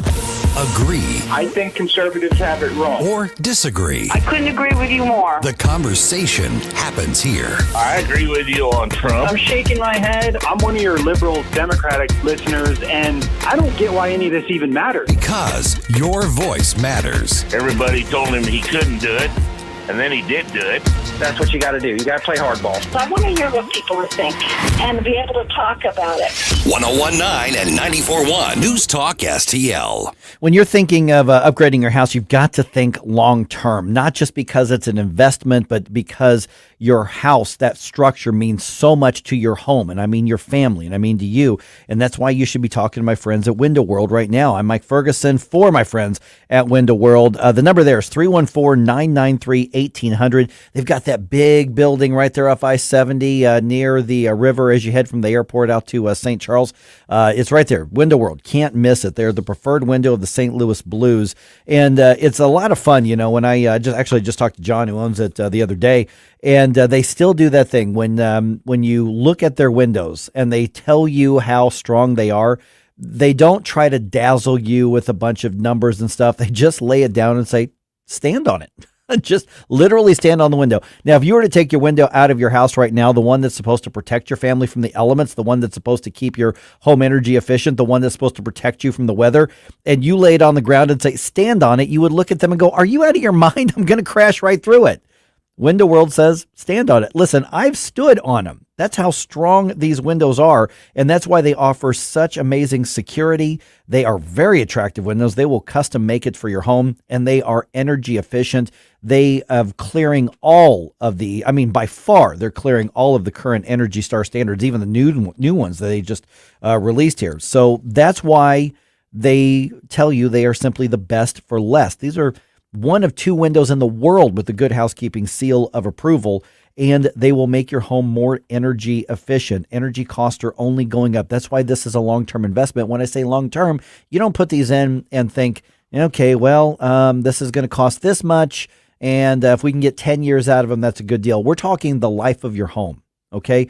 Lifetime warranty, all parts, glass breakage, and labor. That's a good investment, and they're going to be very competitive, and they're going to be less than even the generic cheap inferior windows. That's what we mean by simply the best for less. So give them a call today. And that once again, is 314-993-1800. Tell them you heard Mike talking about them on the radio. They do not do high pressure sales. I know that you hate those sales appointments where somebody comes by and they're trying to sell you shingles or roofing or whatever the case is, and they will not leave until you give them a yes, and they use the high pressure and they try to use guilt. That is not what Window World does. That is not their style. They don't need to do it. They come out and they will give you a custom offer. They'll show you the product, answer any questions you have, and then let you decide for yourself. They are not going to do that. I asked John about that the other day, and he just says that is not what we do. We don't like it when people do that to us. We don't treat people like that. We live in St. Louis too, and we don't want that kind of reputation.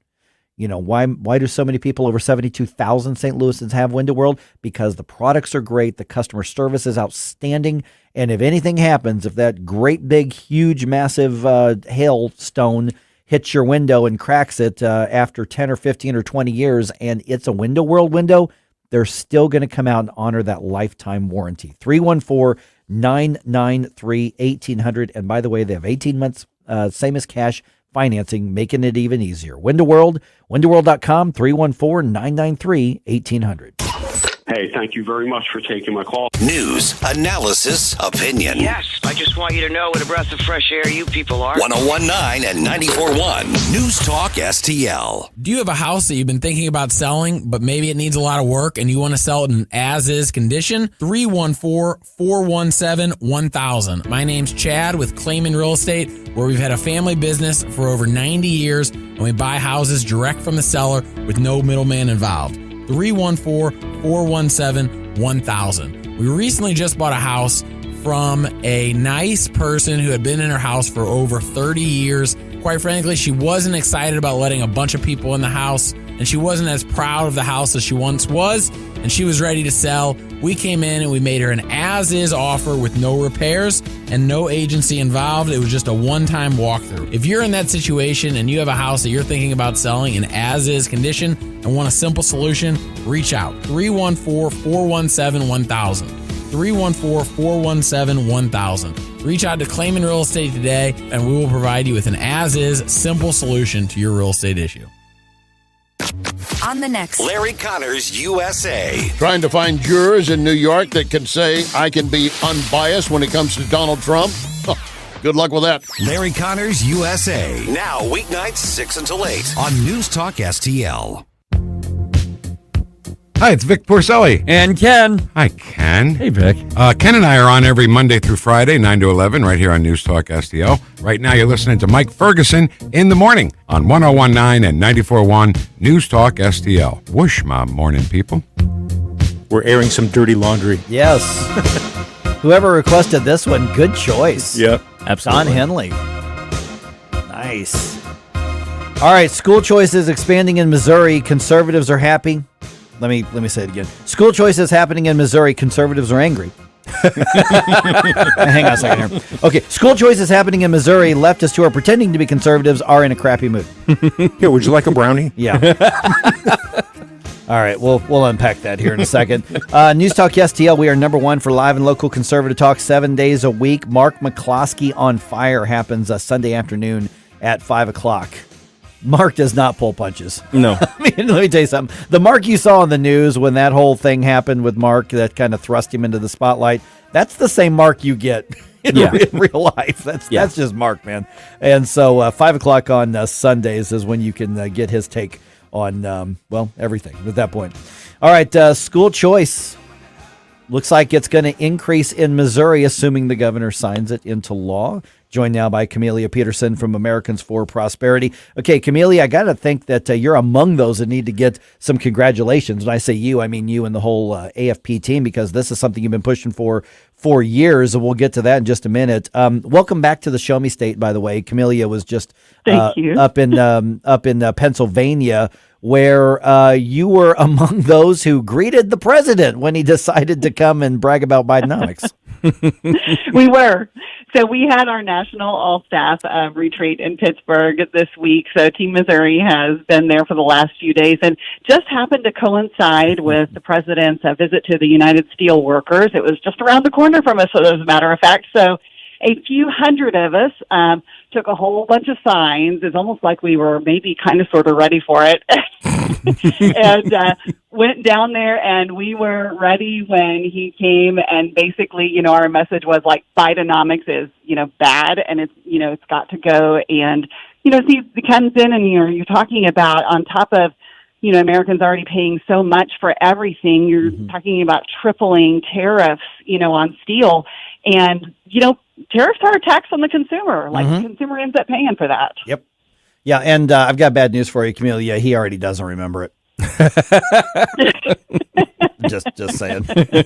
Okay, let's talk about what happened in Jeff City yesterday. So with the bare minimum number of votes, Republicans get the school choice bill passed in the House. It's already passed the Senate, so now it's going to the governor's desk. My assumption is Governor Parson is going to sign it. He's indicated, some support for it. Not a perfect bill. No. But it's got some warts on it, but it's at least a baby step in the right direction, I think. Yes, and it is sometimes discouraging that we're only able to take these baby steps. And, when people talk to me about this, I'm like, this bill is a mixed bag. I don't think anybody is denying that at all.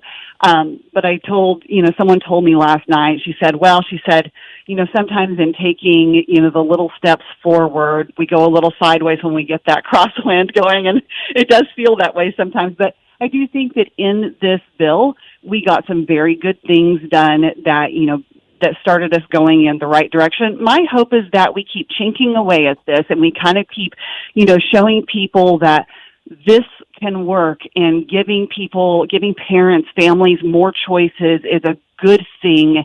And, that hopefully that will assuage some of people's fears about, there's a lot of, misconceptions about, we're going to defund the public schools and all of these things. And the bottom line is, we want the best education for every child. We want good public schools. We want good private schools. We want people to be able to homeschool well, but we want them, most of all, to be able to choose that.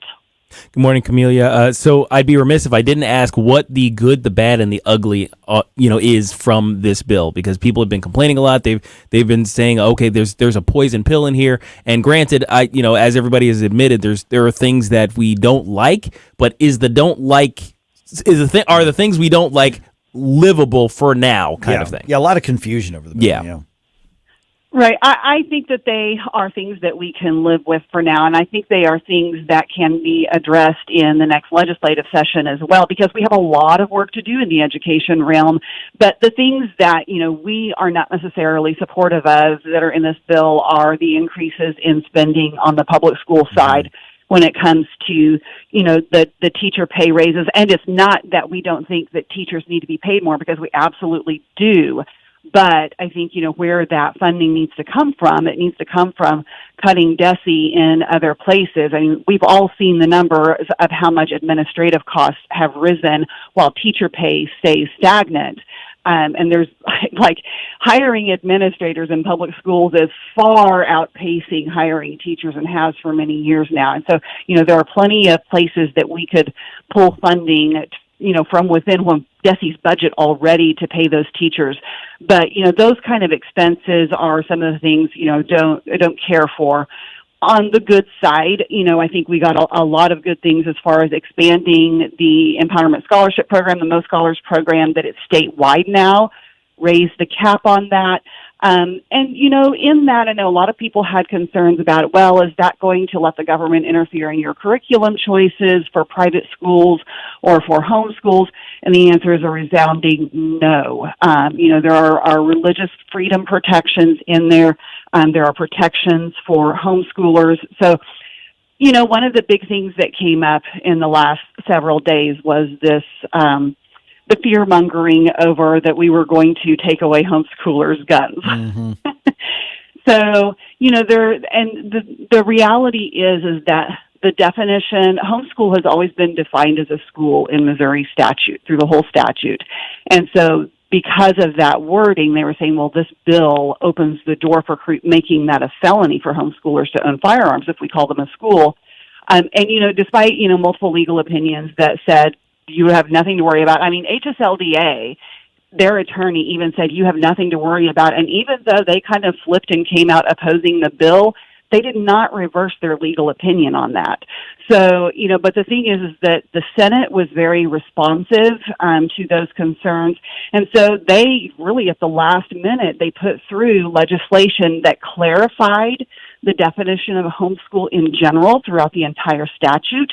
They didn't fix anything with, 727, because that's not where this was affected. Mm-hmm. And so they did that, and then the House leadership committed to taking up that bill immediately after they passed 727.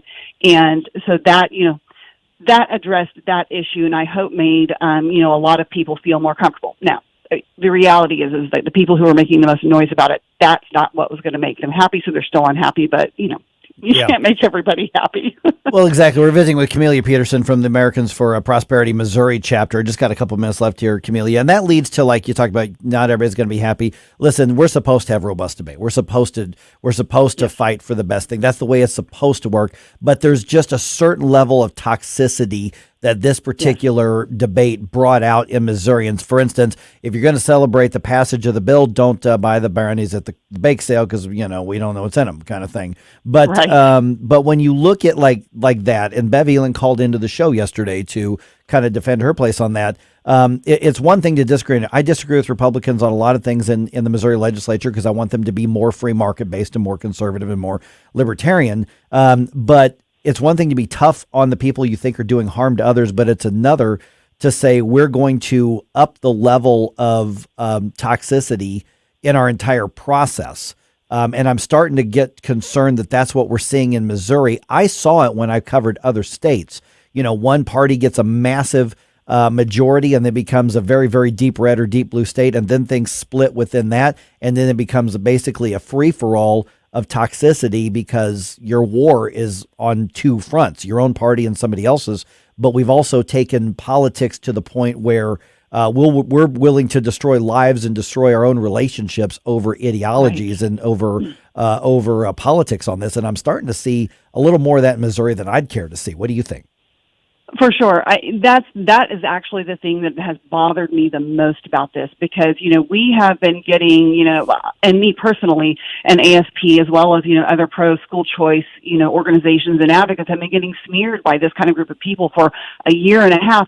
And we've made repeated offers to have that civil dialogue and discuss because there's a ton that we agree on, right? I mean, we agree on way more than we disagree on.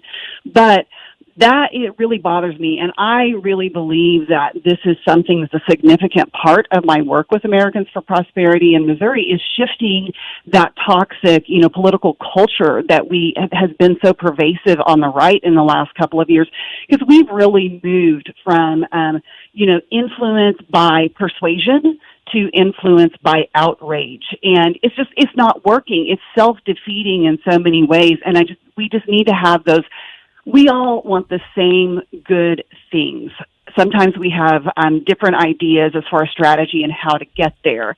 And, on this issue, there are some people who don't want, any of our tax dollars to go towards, any other options besides public schools. And, we probably aren't going to get past that particular disagreement, but there's lots of other common ground that we can work on. And that's, I think that's what's the most important thing, is that, our motto is basically, we will work with anyone to do good. And so if we've got common ground on something, just because we don't agree on this issue doesn't mean we can't work together on other issues and on other aspects, even of the education issue. Well, and also just, as a technical point, expanding the tax credits is not sending taxpayer dollars to other things. That would be like saying, well, you got a tax write-off for donating to the Salvation Army. That doesn't mean it's taxpayer-funded Salvation Army. It just means that's exactly right. Yeah, so, this does not. I saw Crystal Quaid actually refer to this as vouchers. I'm like, that's not true. And Crystal's right. Yep. Crystal's smart. She knows that. And so, so I want to make sure that we see it accurately as well. All right, we tagged you on our social media already, Camellia, but website, people want to get in touch and follow what you're doing, and maybe somebody will want to have those conversations. How do they get in touch? Well, so the easiest way to find us is on, Facebook, Instagram, or on Twitter, X, and, just look for AFP Missouri. And just as a heads up, we are doing a series of education events that are called Free to Learn. And in that, we have those discussions. We talk about problems, potential solutions, and then we talk about people's concerns. And we have 4 of them coming up at the end of next week in St. Charles County, and 3 in Southwest Missouri, Joplin and Springfield, Ozark. And we will be having these conversations about what does the passage of 727 mean? What do we look at looking forward? And it's a good time for questions and answers. All right, sounds good. Camellia, really appreciate it. Have the cupcakes, not the brownies. Just saying. Yes, I had my brownie to celebrate last night. But I know where it did not come from. All right. Absolutely. All right, we'll talk to you again soon, Camellia. Thanks so much. Thanks, Camellia. Have a great weekend. All right, we're going to dump some more news on you here on this Flashback Friday. And then 7:05, we're hearing the rumblings. Cardinals may start asking for taxpayer money in order to spruce up Busch Stadium. We've got Patrick Touhy from the Show Me Institute to set the record straight on that. Just ahead here on 101.9 94.1 News Talk STL. Like and subscribe to us on Rumble. News Talk STL. Get up, St. Louis. It's Mike Ferguson in the morning. I think we should be able to have a civil conversation. The news and talk that matters to St. Louis. This conversation has completely made me crazy. This is complete insanity. News Talk STL. I'm Dr. TJ, owner of the Institute of Natural Health, co-owner of Optimal Nutraceuticals, and the host of Wellness 101. Wellness 101 is designed to cut through the nonsense and provide you common sense, science-based information regarding health and wellness. On the show, we discuss topics like thyroid health, gut health, hormone optimization, and many others. Our show airs Saturdays at 10 a.m. and 2 p.m. and Sundays at 11 a.m. and 3 p.m. right here on News Talk STL. For more information, visit us at inhstl.com. That's inhstl.com. Jewels on Hampton and St. Louis Hills is paying some of the highest prices on gold, silver, diamonds, semi-precious colored stones, coins, flatware, and fine watches on site. Jewels on Hampton is a premier jeweler featuring Alvanza's jewel art designs with an exquisite selection of diamonds, semi-precious stone jewelry, and vintage watches. Their expert design team can restyle your jewelry to today's contemporary style. They also do jewelry and watch repair. Need extra cash? Jewels on Hampton is paying some of the highest prices on gold, silver, diamonds, semi-precious colored stones, coins, flatware, and fine watches. Bring in your collectibles and clocks and sports memorabilia and figurines too. Jewels on Hampton, 4506 Hampton, just 3 blocks south of Chippewa, and jewelsonhampton.com. Call them at 314-752-5000, 314-752-5000, and jewelsonhampton.com. Jewels on Hampton. This hour of Mike Ferguson in the Morning is brought to you by Stifel. Request a portfolio review from your Stifel financial advisor at stifel.com. That's STIFEL.com.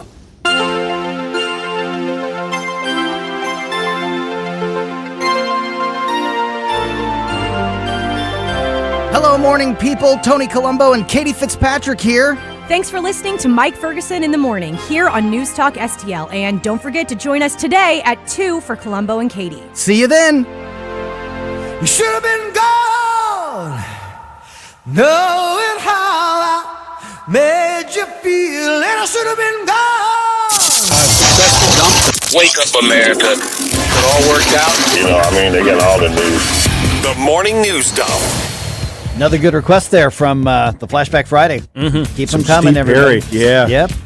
Steve Perry, Sans Journey. That's right. Although, when that song came out, some folks thought it maybe had ties to Journey as far as songwriting. Maybe they kind of collaborated. I don't know. I don't know. Maybe.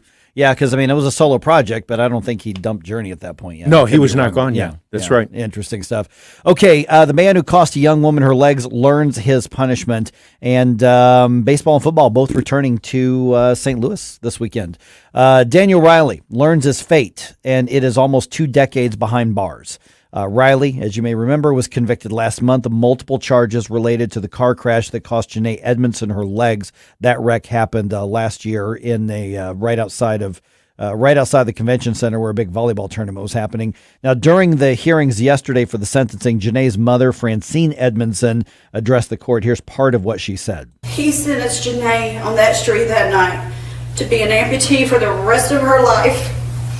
The sentence he was given will never be enough to repay for what she had taken from her and from our family. Here's the thing, Gabe, is Daniel Riley was offered a plea deal that would have given him 17 years in prison. He rejected that, ended up getting 19 years in prison, and his attorney actually asked for a new trial, but Judge Noble said no to that. Yeah. Well, why is the difference between the plea deal and the actual sentence so minuscule? Usually those are larger. They're further apart to entice you to take the deal. I think that they basically said we have more than enough evidence. So get out in 17, get out in 19. The reality is it'll probably be about 15. But I was just thinking it should shift to the right a little bit. I think so too. But this is it's a closure for the Edmondson family. It's something at least. They still, of course, have the lawsuit against the city that will go to trial in March of next year. And that one should pay for Janae's extra expenses for the rest of her life. It should. I hope so, because I hope the city loses. Yes. In a huge way. All right. Israel launched what's being called limited strikes against Iran overnight. We're also getting reports of impacts in Syria and maybe some other areas. That's in response to Iran's escalation of attacks against them this past weekend.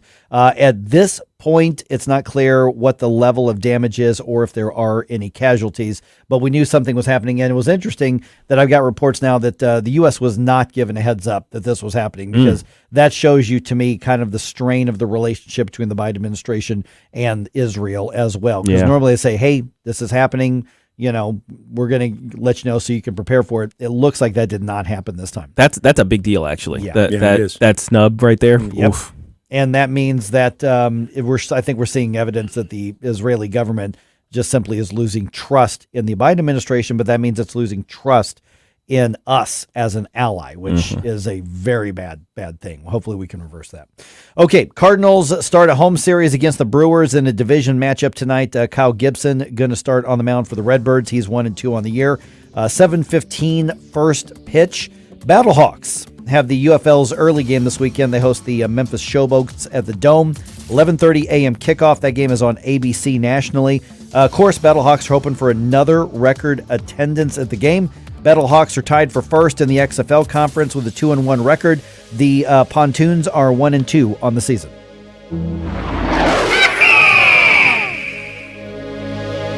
To have a roof over your head, a nice roof over your head, is very important. That's Rick talking about his experience with Rhino Shield ceramic coating. We got Rhino Shield 18 years ago, and they were very cooperative on getting us the right paint. They were in and out and done in no time. Once it was finished, looked great. We were very happy with it. The main reason Rick called Rhino Shield is because it's backed by a 25-year transferable warranty. We've watched a lot of people get their house painted 3 or 4 times, and we haven't had to do any of it. I don't know about you guys, but I don't want to have to paint it every 5-7 years. Take a tip from Rick and put down the paintbrush and call Rhino Shield for your free evaluation.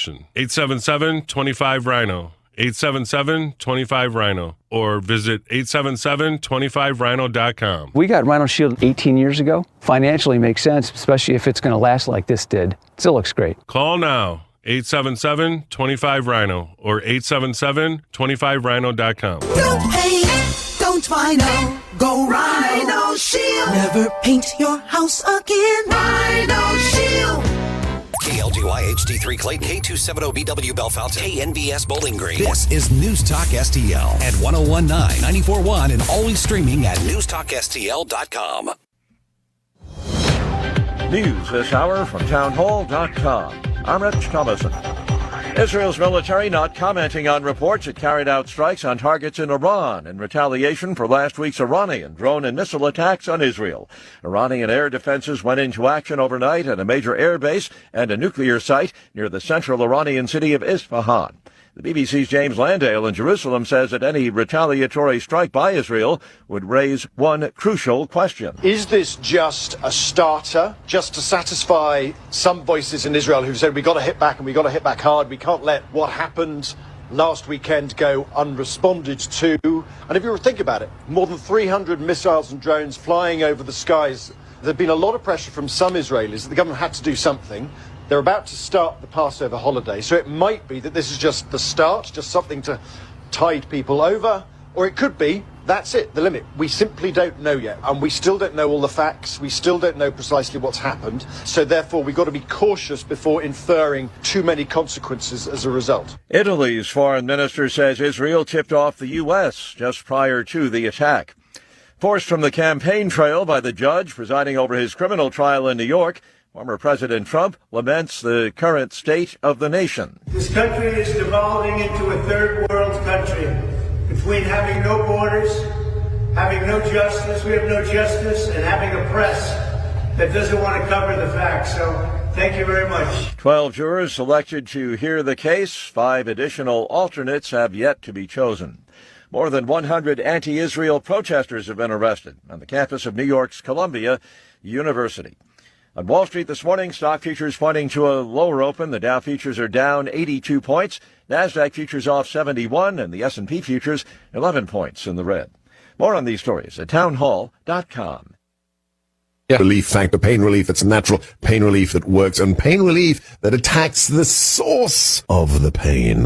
That's the experience of tens of thousands of Americans who are taking Relief Factor right now. See their incredible video endorsements at relieffactor.com and then order your 3-week quick starter pack for just $19.95. That's less than $1 a day. Find out if it can work for you like it works for me by ordering your 3-week quick starter pack today. relieffactor.com, relieffactor.com. Be the next success story. Oh, I cracked the hull of my new ski boat today. Oh my gosh, why'd you do that? It's not like I was trying to do it, you know. Sorry, that's rough, my bad, bro. Did anyone witness this epic fail? Yes, there's videos galore, and now I'm a meme. Accidents don't just happen in sea shanties, so Progressive Boat Insurance has you covered. Take as little as 4 minutes to see what you can save at Progressive.com. Progressive Casualty Insurance Company and affiliates, covered subject to policy terms and not available for all boats or in all situations. From the Michaels Flooring Outlet Weather Center. Yesterday's damaging thunderstorms are long gone, and now cooler air is in control as winds are locked in out of the north. A decent amount of sunshine today, though, should be enough to push highs into the low 60s. I think it'll feel nice. Back into the 50s for your evening plans and staying dry, down to 43 for the low early Saturday morning. And this cooler air mass sticks around through the weekend. I've got 61 for the high Saturday, up to 63 on Sunday.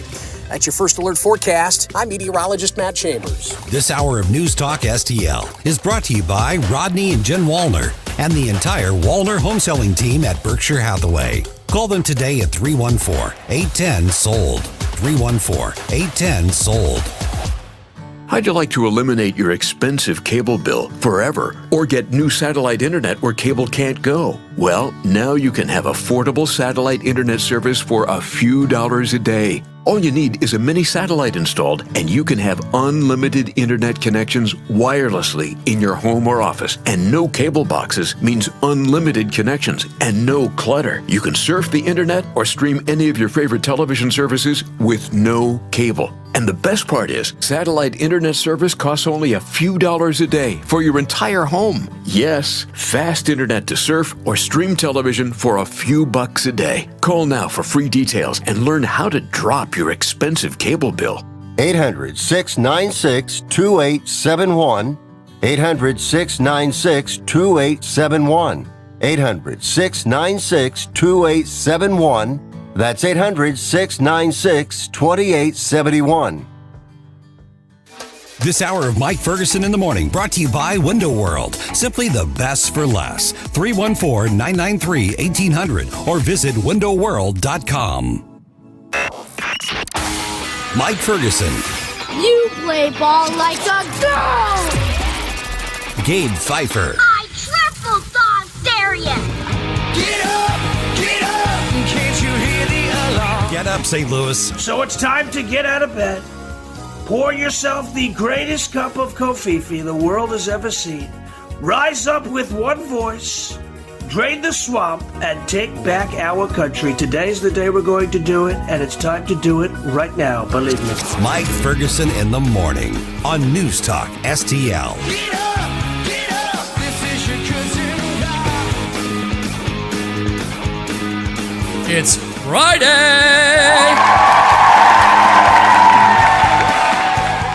All right, do the citizens of Cardinals Nation owe taxes to Fred Bird? All right, I shouldn't throw Fred Bird under the bus. Fred Bird didn't do anything wrong, so sorry, Fred Bird. Fred Bird did nothing wrong. Fred Bird didn't do anything wrong. All right. By the way, News Talk STL, stand a fight with Senator Nick Schroer. That happens Sunday evenings, 6 o'clock. I tell you, our weekend shows, they pull no punches at all. I mentioned Mark McCloskey earlier, Nick Schroer. You know that if he's got something to say, he's going to say it. He doesn't really care who likes it or doesn't, which makes it really good radio. And Todd Showalter. As well. And Dr. Tobler. Of course, Randy Tobler. Yep, 6 to 9 every Saturday morning right here. All right, we heard the reports. A couple of published reports are saying that the Cardinals are about to go hat in hand, asking for more public money to spruce up Busch Stadium. Now, remember, this isn't anything that's that new of a concept. I mean, there was a big request for, like $1 billion in taxpayer funding for the Kansas City Chiefs and Kansas City Royals, and voters said, yeah, no, they called their bluff. And I have actually heard a couple rumors that even the Blues are saying, hey, come on, man, we wanted stuff spruced up at the Enterprise Center. Maybe we need a new place to play as well. Haven't seen that percolate to the top of the headlines yet. But the bigger question maintains, is it good for a community, in this case St. Louis, to so-called invest in pro sports, major league sports? Patrick Touhy is with the Show Me Institute. And Patrick, good to chat with you again here. It's been a little while.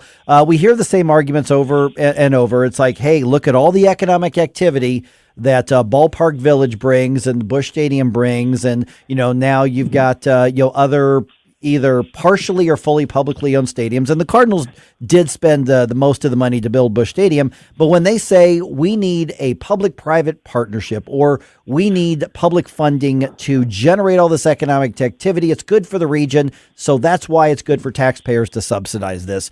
What's the conceptual answer that we'll get into some of the details? My goodness. Hold on to your wallet. I think the biggest problem is that teams have been successful at this in the past for decades. They've asked for money, they've gotten money. If people hesitate, they threaten to leave. And so I guess I want people to understand we hear this all the time and not to believe the claims or the threats. That's the first thing, because these appeals are emotional. People love their teams, they identify with their teams, and so teams are going to leverage that. And then, of course, the other thing is just what is the benefit to the community of foregoing all this tax revenue for these teams that are very profitable. Good morning, Patrick. I'm actually wondering if we have, studies that have been done to prove one way or the other if that's true. Are these economic engines like they argue, or is it a wash or something worse? It's a wash to something worse. And you can get economists who will make a very simple issue complicated, but this is what people in St. Louis need to understand. Simply because there is a new thing you can spend your entertainment dollars on does not mean that you're spending more money. And so when they put a stadium anywhere, you have a different option. You may have before gone out to dinner or seen a movie or gone bowling. Now you're going to spend it on a ticket. You're going to maybe go to a restaurant before or after the game. You're not spending any more money. So when teams claim that there are wild economic benefits to them being downtown, understand what they're doing is simply saying you're spending money here at the park, but you would have spent it otherwhere, someplace else. So it's not a net gain to the economy. And that's the part of their economic analysis they don't tell you. They just tell you about the new spending in the new location. Well, and speaking of locations, let me follow up on something you just said, Patrick. That is, the teams tend to say, boy, we'd hate to have to leave, but we just need this. We have to have it. Is that part of just the emotional appeal? I mean, to me, it's almost an economic hostage taking to some degree. And in Kansas City, the voters said, hey, we'll call your bluff. Do what you got to do on this. But that's a tactic that we often see, as well. And of course, I mean, obviously the Cardinals aren't doing very well the last couple of years, but you look at the Oakland A's and they're like, hey, we're up and we're moving. We're going to Sacramento. So you do have teams that can point to something to say, hey, listen, you don't give us new stadium. We're going to do what that team did. Oh, I don't think St. Louis needs to be reminded of teams leaving the metro area. I think St. Louis needs to be reminded that they ought to behave, the taxpayers ought to behave with some dignity and self-respect and say, look, we are a great market for you. You make a great deal of money off of ticket sales, off of merchandise, off of TV contracts, advertising. You do very well in this community because we are here to support you. That doesn't mean you should also be able to reach into our pockets to take tax dollars that would come from people who may never go to a game. And so, again, a great partnership is we're a great market. You make lots of money. That ought to be the end of it. But they have learned, like you said, to play that emotional hostage-taking and threaten to literally take their ball and leave.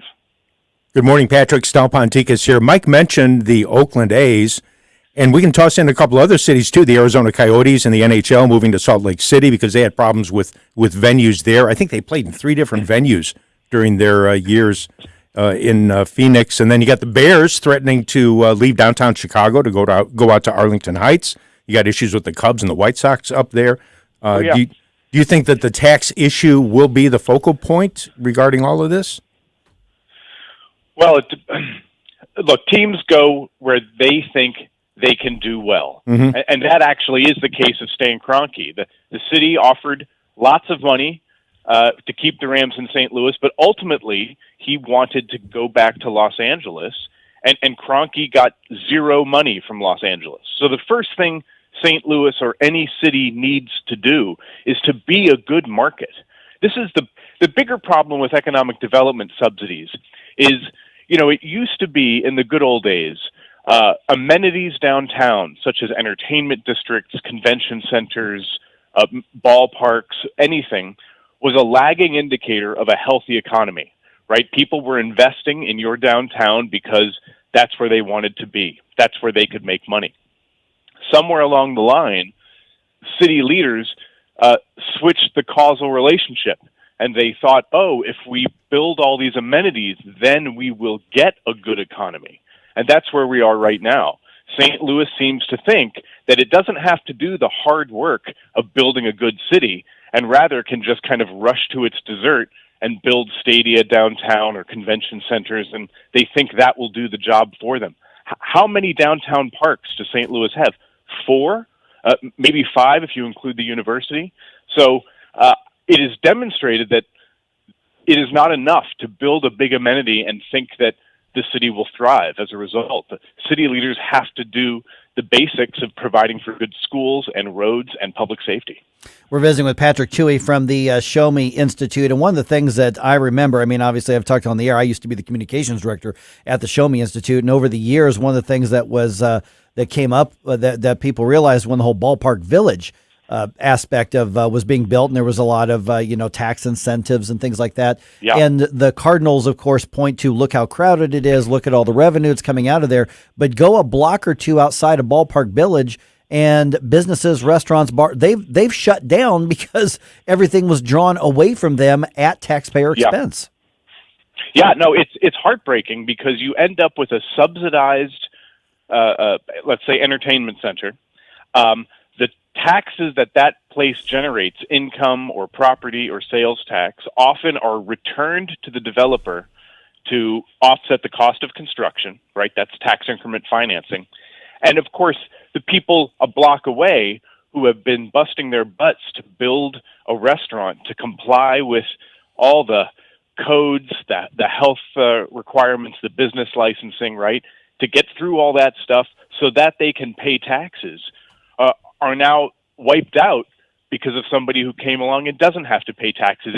It's an outrage morally at some level. Patrick, is there any positive case to be made for the use of taxpayer dollars for economic development in this sort of way, be it increment financing or special tax districts or anything like that? Is there a positive case that can be made that actually has some evidence behind it?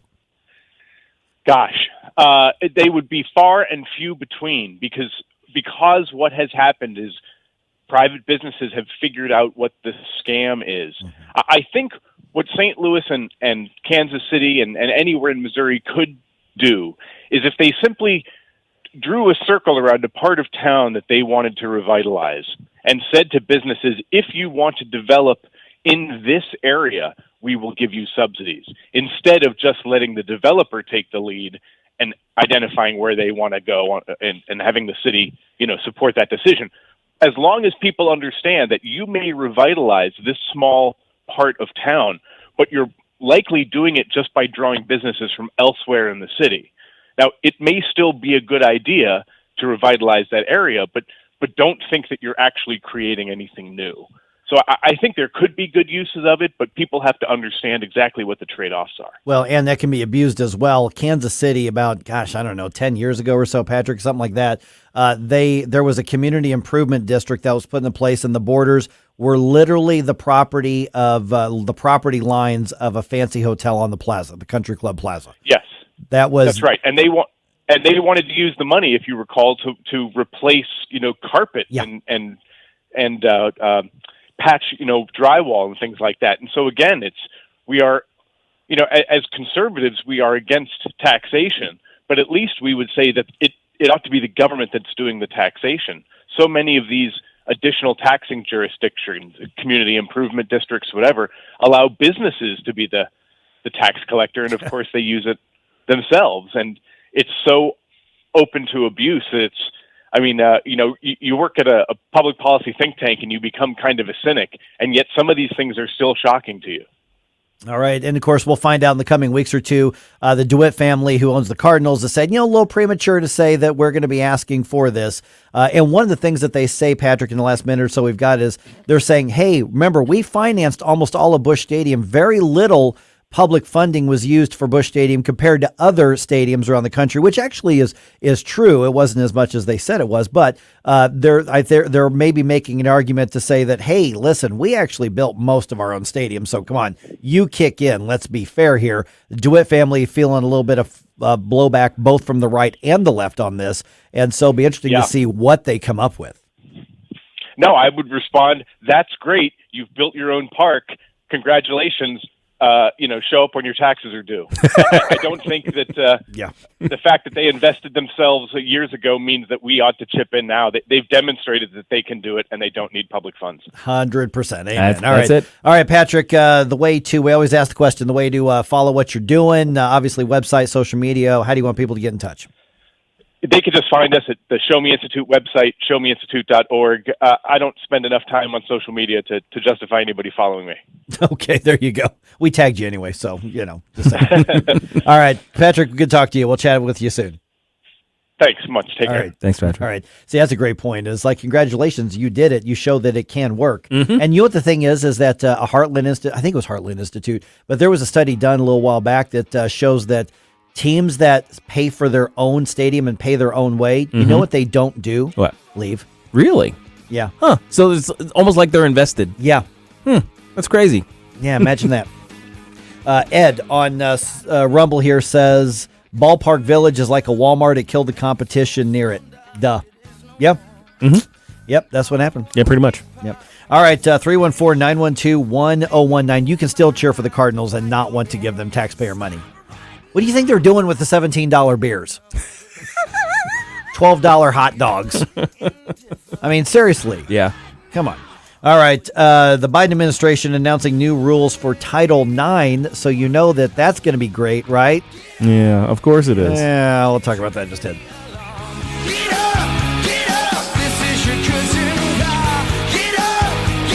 For podcast articles and more, find us on newstalkstl.com. Get up, St. Louis. It's Mike Ferguson in the morning. The Vic Porcelli Show. So finding impartial jurors for Donald Trump's sham case in New York, is that mission impossible? We'll ask our favorite counselor, Susie Moore. We'll do that Friday at 10:05. Weekday mornings at 9 on News Talk STL. A combat veteran with 2 bronze medals, a father of 4, and a constitutional conservative powerhouse. Come and hear Attorney General Andrew Bailey up close and in person. Picture this, the crowd's buzzing, vibes electric, as he steps up to bat on Thursday, May 2nd at 7 p.m. He hit a home run with removing a failed circuit attorney and continues to fight for law and order like no other. Put May 2nd on your calendar now and go to stlouisrepublicans.com for details. Paid for by St. Louis City Republican PAC, Curtis Farber, Treasurer. Kickstart your spring with Spring into Green savings on a John Deere compact tractor at Seidenstricker Nobe Partners. For a limited time, we have 0% financing for 84 months with 0 down on select models. Plus, when you purchase an in-stock model year 23 compact tractor, you'll save up to an additional $2,500. Take home the tractor of your dreams today. Visit snpartners.com for more information. Offer valid through 4/26/2024. Some restrictions apply. See dealer for details. Missouri Wild Alchemy is a local and family-owned business dedicated to providing consumers with high-quality cannabis and education. They strive to make customers feel comfortable and to help curtail the stigma of cannabis use by having a professional and well-educated staff. They're proud to carry products from several Missouri cultivators and manufacturers. Missouri Wild Alchemy, now serving recreational customers 21 and above, as well as patients. Follow them on Facebook and Instagram, or visit MissouriWild.com. That's MissouriWild.com. Tony Colombo here, reminding you to visit my friends at Bluff City Outdoors in Alton before your next trip into the great outdoors. For decades, Bluff City Outdoors has covered all the needs for area fishermen, and they'll always have all the best bait, tackle, and gear for your next trip on the water. And now they cover all your bow hunting needs, including their state-of-the-art indoor archery range and techno hunt system, open every day for you to come shoot, or you can join a league. Follow Bluff City Outdoors on Facebook and learn more at bluffcityoutdoors.com. When you go shopping, you may not get the bargain you want, but at least you know and can compare prices. It should be that way with healthcare, but too often it's not. Need an operation on your knee? Want to know what it's going to cost? Good luck. For 3 years, hospitals have been required to provide patients with list prices and have negotiated charges for some 300 services. Only 36%, just over a third, are fully compliant.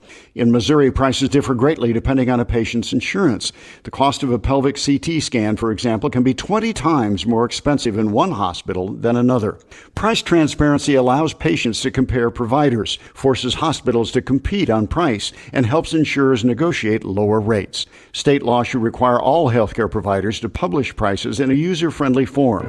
What we don't know is costing us. The price of healthcare shouldn't be a secret. Check out our 2024 blueprint, Moving Missouri Forward at showmeinstitute.org.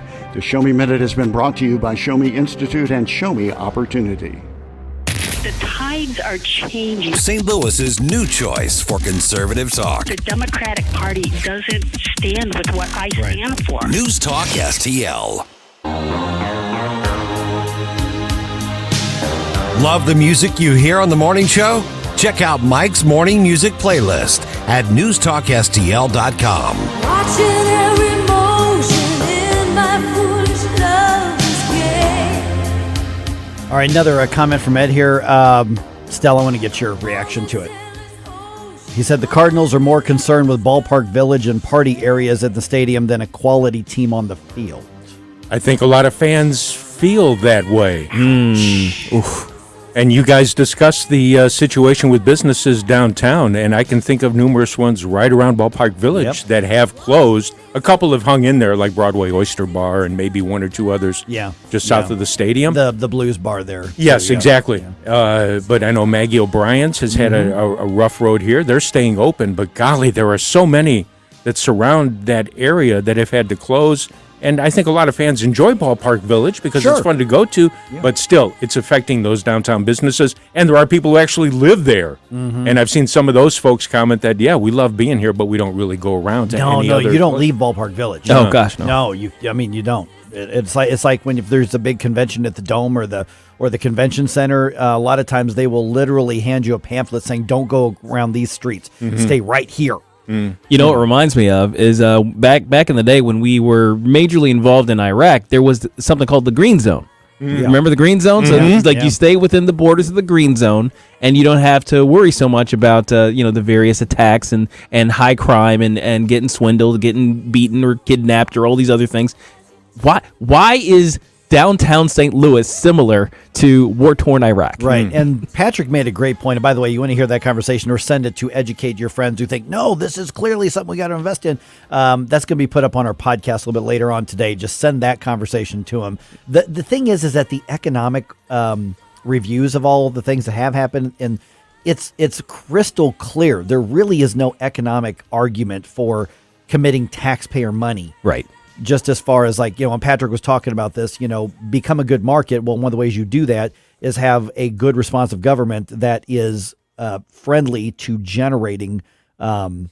I mean, it's friendly to business. St. Louis City, in a lot of ways, is hostile to business.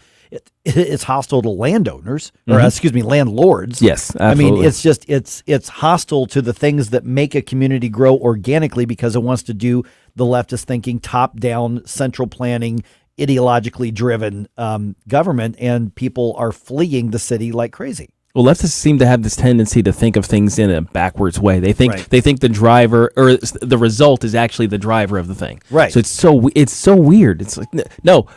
Hey, successful cities have stadiums. So if we get a stadium, we'll become a successful city. Yes, that is so much of the pitch to a lot of them. It's like, look at this city. If we want to be like that, matter of fact, Kansas City. One of the things they've done for 20 years is they say, look at St. Louis. They have a great downtown stadium. That's what we have to have. Yeah. And of course, the fans and the voters just said, no, we're not buying this anymore. No. And so this, you know what? I'm throwing out the Title IX thing. We'll talk about that Monday. Okay. We'll do that Monday. Because that's one of the things that cities tend to do is they'll say, we have to be like them. Therefore, we have to have this stuff. Yeah. And if there's no private investment to do it, well, then we have to do it. No, you don't have to do it. It's not even how it works. Okay, so let's look at, for instance, the A's in Oakland. Well, prior to being the Oakland A's, they're about to become the Sacramento A's. Actually, for a couple of years. Yeah, for 2 or 3 years. Literally, they're just going to be the Athletics. They're not even going to claim Sacramento's team name or city name. So they're going to move to Sacramento. They're in Oakland. Before they were in Oakland, they were in Kansas City. A lot of people forget they were the Kansas City A's. And before that, the Philadelphia A's. And so this is going to be the most moved team, especially after they go to Las Vegas after this. Las Vegas has even said, you should stay in Oakland. We don't really want you. Literally, the mayor said, we're not sure this is a good fit. Stay there. We're not sure if we want bad baseball. Yeah, terrible baseball. And so one of the things you look at is the A's and the Raiders are kind of a case study in this. Kroenke was a kind of a slower case study of this as well. It's if we don't get this, then some other city's going to do it and we're going to leave. Look at, Indianapolis or Baltimore to Indianapolis for, the Colts. And in the middle of the night. Right. In the middle of the night, literally in the middle of the night, because they were trying to pass a law to make it illegal for him to leave, which was stupid. But when you look at like the A's, they said, we have to have a new stadium. And Oakland is in shambles worse than St. Louis is. Mm-hmm. And that stadium is awful. I It's a terrible stadium. Yes. I used to work with people who broadcast from there, and they said, Mike, what people tell you about it doesn't even come close to telling you how bad this thing is. But the issue isn't, does the team need a new stadium? Sure. The issue is who pays for it. And as Patrick pointed out, because the DeWitts, the ownership of the Cardinals, they privately financed, they say about 90% of the cost of Busch Stadium.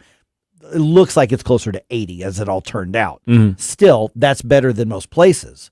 But Patrick made a great point when he said, see, it works when you do it yourself. Right. Because people also tend to forget that when this Busch Stadium was being pitched, they looked at land in Illinois, in Madison County. Mm-hmm. And there was a talk about, well, if you're not going to play ball with us, we're just going to maybe have to go across the river. And they also looked at the former Chrysler plant. Right. Out in Fenton. Yes. And nobody in their right mind is going to make a hundreds of millions of dollars investment in Illinois. Mm-hmm. And I'm not being flippant. You're just not going to do it. Right. With that level of taxes, that level of regulation, that level of everything. You're just not going to do it. So what could the Cardinals do? Well, we'd hate to have to move to Chesterfield. Mm-hmm. Or St. Charles. Or St. Charles. Somewhere out in the county. Can you imagine if it was in Illinois and we only had one or two bridges for all the fans to get over there? Oh, what a disaster that would have been. Try going across the bridge right now. Oh, yeah. Because they've got a couple lanes shut down because they're doing a bunch of maintenance on it. I went and played in Sauget last weekend.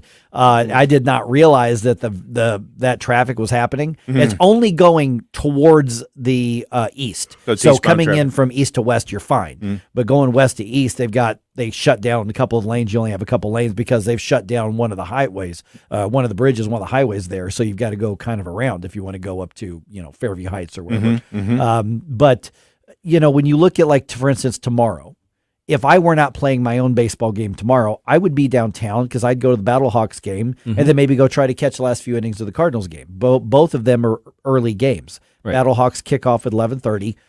Cardinals play at 1:15. Right. So you can go enjoy it and then get out before the nightfall comes. Mm-hmm. Well, why do you have to do that? Because it's too dangerous in downtown St. Louis. It's not safe. That's the problem, not whether or not taxpayers are going to fund sprucing up the stadium. And by the way, it's a beautiful stadium. What are they worried about? Yeah.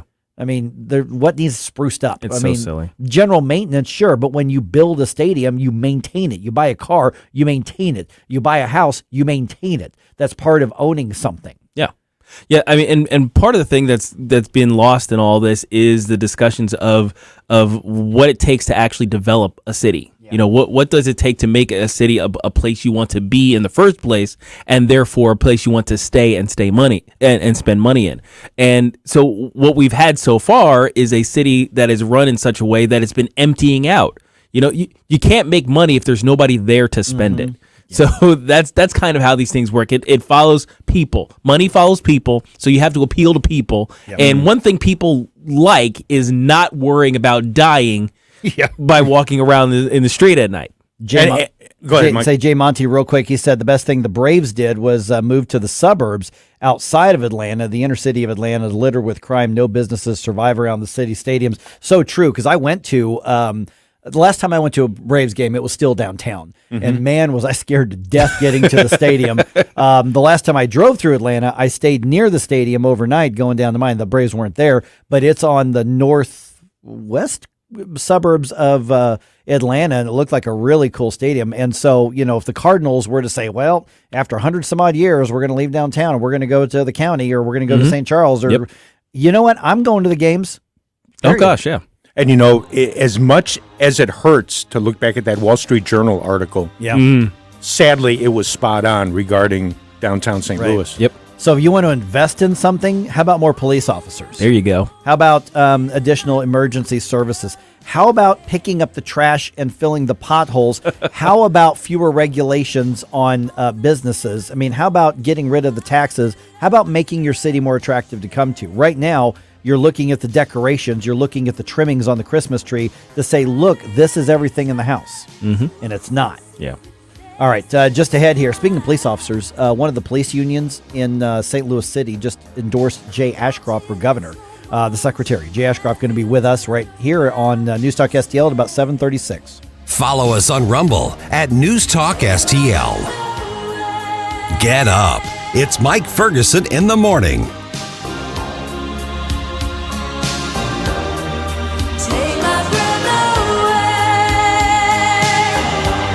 From the Michaels Flooring Outlet Weather Center.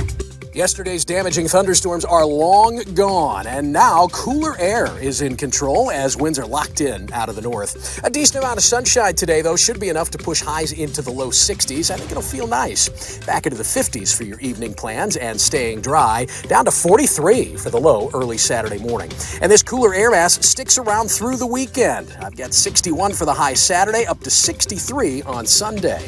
That's your first alert forecast. I'm meteorologist Matt Chambers. This is moving season for many homeowners and businesses. Contact my sponsor, McGuire Moving and Storage. McGuire will come to you, give you a free, honest appraisal. McGuire, fully licensed, insured, local or long distance, with climate-controlled storage. McGuire Moving and Storage has the Larry Connors USA seal of approval. 314-241-0600. 241-0600. McGuireMoving.com. This is Larry Connors' commentary on News Talk STL.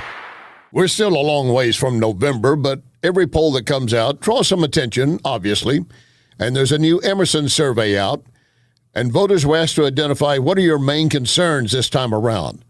Voters identifying the top two as the economy and immigration. And when it comes to that polling, Emerson noted Trump has a 24-point lead over Biden, with voters who say the cost of living is increasing. Voters think the cost of living is rising. They support Trump over Biden, 56% to 32%. That's a pretty big margin. And then in a hypothetical two-way race, 46% of those surveyed back Trump. 43% support Biden. And, of course, there are those who are still undecided. 12%. How in the world can you be undecided at this point? And I don't know that undecided number is going to change that much going forward. It's very clear you've got two candidates at polar opposites. And that describes basically what our nation is doing at this point. And yet some out there are still walking around, well, I don't know, I'm lost. Get more Larry Connors on Larry Connors USA. Tonight at 6 on News Talk STL. Pigeons, they are everywhere, and they're very good at dive bombing freshly washed cars. Wellington Environmental reminds you those droppings are more than a nuisance. They can be a major health issue, especially massive droppings on buildings or in parking garages. So who do you call to safely clean it up? You do what many hospitals, universities, public buildings already do.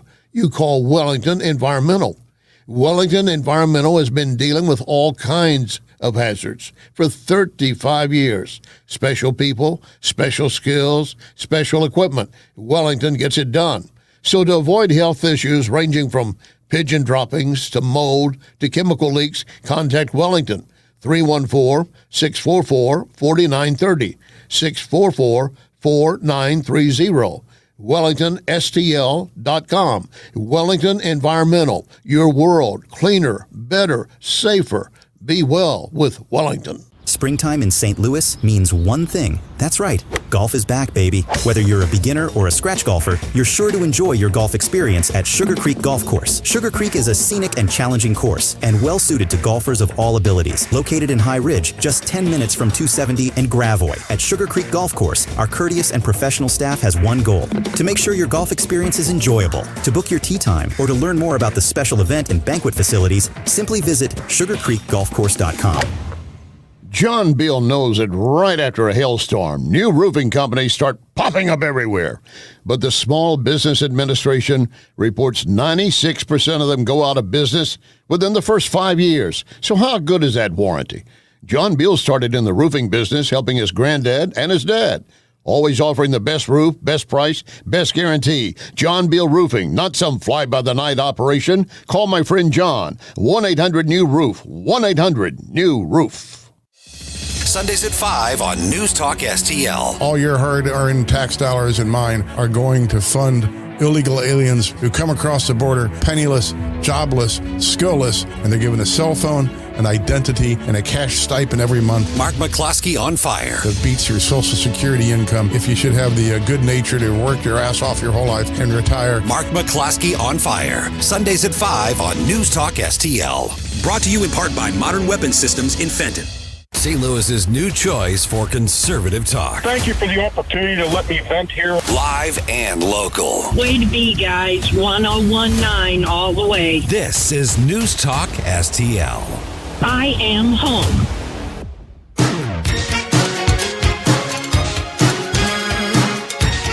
Hi, it's Randy Tobler here.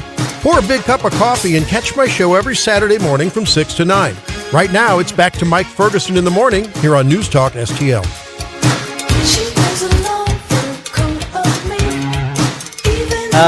Sheena Easton or Sheila E? Sheila E. Sheila E. Yep. That was my first guess. Yep. It's the glamorous life, and I'm waiting for Gabe to start dancing. This is a banger right here. On this Flashback Friday, all 80s music, bump music. By the way, you want to get your request in for next week. How much of today's bump music is requested? 100%. 100%. And we are now at all requests. Mm-hmm. So message us on social media or email Stell or me, and we'll try to get your 80s bump music requests in for a next Flashback Friday. 7:39 right now. One of St. Louis's police unions makes their pick for governor. They announced that yesterday. By the way, we are number one for live and local conservative talk 7 days a week. Do not forget the Right Mind Show with Todd Showalter Saturday afternoon at 5 o'clock. By the way, go to newstalkstl.com right now, and you're going to see Todd's latest political cartoon. Let's just say he has something to say about the state of radio in St. Louis. A little bit. Yeah. A little bit spicy there. Yeah. I'm just saying. All right. Well, the Ethical Society of Police makes their announcement yesterday that they are making an endorsement pick in the race for governor. And they have picked Secretary of State Jay Ashcroft, who joins us right now. And Jay, appreciate you being on the program. I'm going to get to this in just a minute, but just want to let you know that if there's any, because you and I are about the same age, so if there's any 80s bump music request you want for Flashback Friday, just let me know what was on your mixtape back in high school, because we all had them. We all have one. You know, right now, thinking about crime and what we need to do, I think of Charlie Daniels. He had a song called Simple Man about how you just have to understand that you protect the law-abiding citizens and you go after the criminals. I think that's also a way of saying that he's also, your dad, obviously in the ministry as well, like mine. It's like weren't allowed to have rock music mixtapes. It's a country music household here. That's right. That's right. I was listening to Southern Gospel. That's true. I listened when my parents were there. It's exactly what I listened to as well. Anyway. Okay. When you were at the library studying. Yes. Let's stick with that. Okay. So Ethical Society of Police. Now this, I think is, it's kind of funny because Tony Messenger over at the Post-Disgrace is already lamenting this as we expected. It was kind of record time on this. But there are this caught a lot of people's attention. One, because it's a union and they're not typically going to jump on the Republican side. Secondly, it's a law enforcement union and the Ethical Society of Police known as the Black Police Officers Union. And that's a whole other thing right now. But when you're having the conversations with them, as you do with any other, interested organization out there, what was it that you all connected with? Because they were I thought their statement was very refreshingly blunt in that they say, we don't agree with any political candidate on 100%, of anybody, nobody. And I thought that was refreshing because that's just the truth. And, but there was enough that they liked about your campaign to say, we're going to get behind you in this particular race for governor. And this was not just in the primary. This is the general election as well. So what is it about the conversations with law enforcement that have you, in this part of the mix? Well, my understanding is that they're tired of talk. They're tired of politicians that just say stuff but don't actually do anything. They understand there's a problem. They want to serve the people of the city of St. Louis. They've been trying to, and politicians and elected officials are getting in their way. They're defunding the police. They aren't supporting them. They're not being provided what they need to actually protect law enforcement officials. And I think they found it refreshing that I spent roughly a year of my life as I traveled the state meeting with law enforcement back in 2022, prosecutors, sheriffs, police officers, not telling them what they had to do, but asking them, you're the solution. How do we support you? How do we empower you? What does it take to make the people of St. Louis be able to feel safe at their home? And I just think that they're tired of lip service. They're glad to have someone that'll listen to them and actually act to get the job done. Morning, Jay. Gabe Pfeiffer here. So I imagine your newly announced public safety campaign platform had a little bit to do with what the union was thinking in their endorsement. So could you give us some of the highlights of that? Well, we first and foremost, we want to take back the St. Louis City Police Department and put it back under state control. The city has defunded it, regardless of what the city wants to say. We can point to actual factual points of data showing that they've defunded it. We want to put more law enforcement officials on the street. We want to make sure that we actually have officers on the street, that we have dispatchers, that we have all the people that are necessary to make sure that we can get crime under control and make St. Louis the city that I remember it from 40 years ago.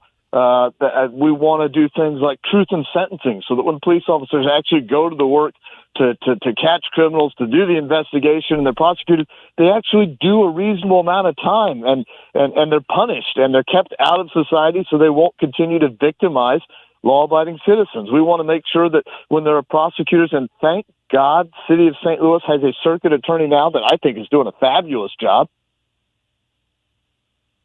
Oh, did we lose you? Yeah. Did we lose him? Yep. Can't hear you. We want to get back to that time where we have a prosecutor that if they're refusing to do their job, we can remove them and make sure that the people of this state are protected. I mean, there's a whole gauntlet of things that are common sense. We just haven't had the leadership and the fortitude to back the police and get it done. Okay, so from a statewide level, if you're elected governor, I mean, I agree with everything you just said regarding the city and law enforcement and defunding, and there are some things that are the purview of the city. When it comes to the state, though, what can you do to rectify that in the city of St. Louis? Because nobody's talking about we need to come in and deal with St. Charles County because they fund their police and they arrest people. But if St. Louis isn't doing it, other than taking over the police department itself, is there anything else the state can do given the odd status of the city? Well, first of all political power that the city of St. Louis has comes from state government. I love the idea of local control. I like to say that the best local control is mom and dad, although I didn't always agree with that when I was a teenager. But I want local control to be in charge and to work. But when political subdivisions, when municipalities are not doing the job and public safety is a core responsibility of government, then it's incumbent upon the state to step in and say, if you're not doing what you ought to be doing, we're going to do it. Just like the state stepping in where the federal government isn't protecting the border. So yes, we can take over the police department. We've seen legislation on that. As governor, I will make sure I will work with the legislature. I will call for that to get passed. I will make sure it gets passed. We can make changes to state law with regard to truth in sentencing to make sure that when people are rightfully adjudicated, found guilty, and sentenced by a judge, that the Department of Corrections doesn't just let them go. When people, we have people that are sentenced to 10 or 15 years that are let go after a year and a half. Witnesses are scared to help when they know that the criminal is just going to be back in their neighborhood in 6 to 12 months. There are a lot of things the state can do. There's funding that can be done. There's changes to statute with regard to prosecutors. And some of that I introduced 2 years ago working with Lane Roberts. We're going to continue to do that so that no one in the city of St. Louis has to feel unsafe in their own house. Okay, we're visiting with Secretary of State Jay Ashcroft, obviously running for governor. I'm looking at your website here, ashcroftmissouri.com, under your red print. One of the top ones you've gotten, you've been referencing needing to get over the defunding and fix that. 1,000 new police officers in year one. Who pays for that? Part of that's going to have to be supported by the state, I think. Some of it's going to be done by the hiring authority. In St. Louis alone, right now we have, I was told as of yesterday, 355 vacancies. Mm-hmm. we cannot even get the individuals when the city wants to hire them. So the state's going to have to work to make sure that we have programs to, specifically thinking about veterans who already have some training, getting them to come to Missouri if they're already coming here to move into law enforcement, working to make sure that law enforcement in other states, law enforcement in New York and other places are getting sick and tired of what they're going through, making sure they understand that in Missouri they will be appreciated, that they will be taken care of. We've seen other states do that, and yet Missouri is just sitting here twiddling its thumbs. That's got to stop.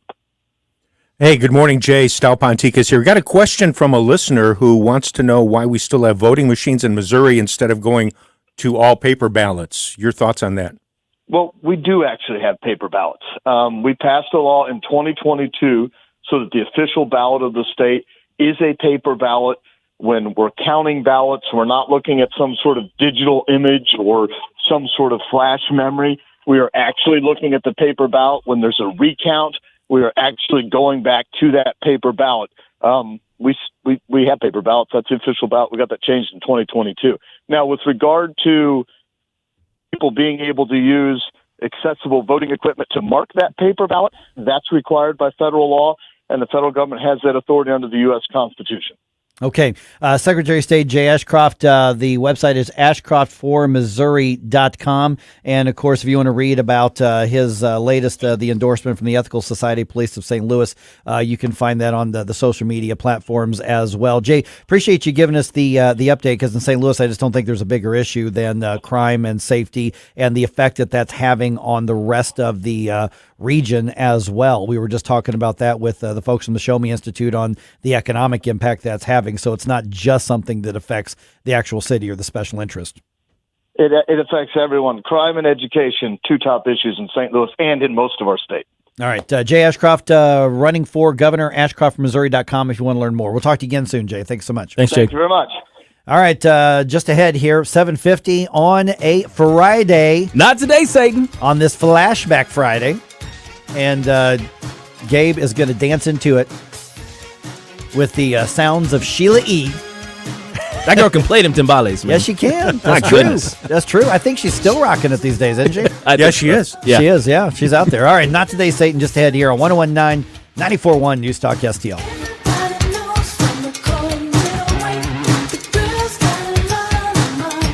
Like and subscribe to us on Rumble. News Talk STL. Mike Ferguson in the morning.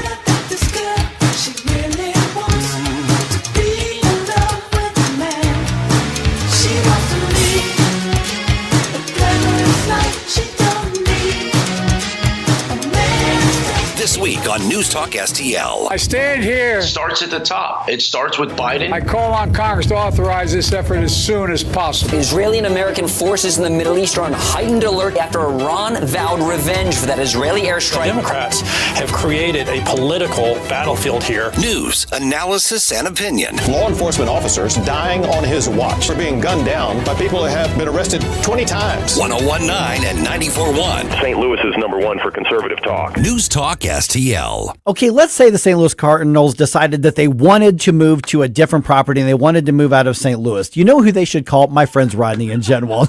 I'm sorry. I'm sorry. Should have seen that coming down. Saw that coming down Market Street. They could call 314-810-SOLD. And Rodney and Jen would find him the perfect property. Great stadium looking over here. Sorry. Jeez. All right. All right. But seriously, when you're looking to make an investment, and that's what your home is, that's whether it's, you're looking to upsize or downsize or move closer to the job or go to a different school district, or you're investing because you want to do some rental properties or you want to do an Airbnb, whatever it is when it comes to real estate. Listen, this is more than just chalking up something on paper. This is a truly an investment, and that's why you need to work with people like Rodney and Jen. And you noticed I said work with people like Rodney and Jen. Call them today, 314-810-SOLD. And you're going to find that there's a difference. Tell them, hey, listen, I heard Mike was talking about you on the radio. What's different about you?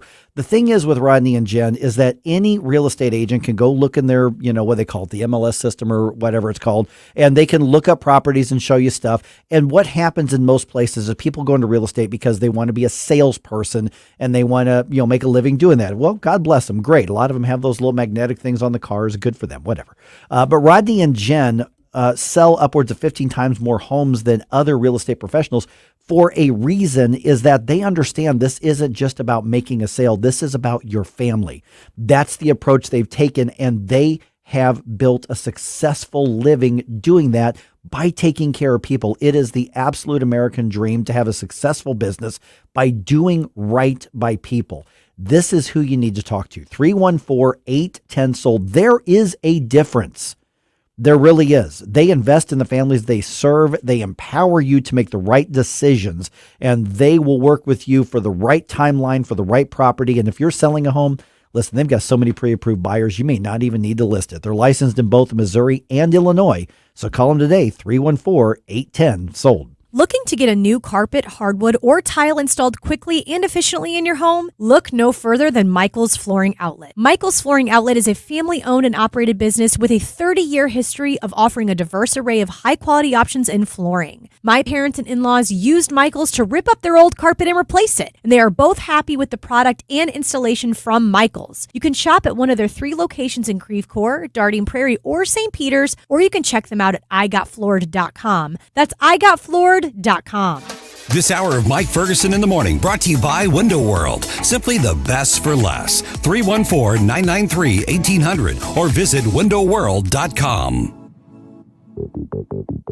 Bill O'Reilly here. Check out the O'Reilly Update this afternoon at 3:45. Right now, it's back to Mike Ferguson in the Morning on News Talk STL.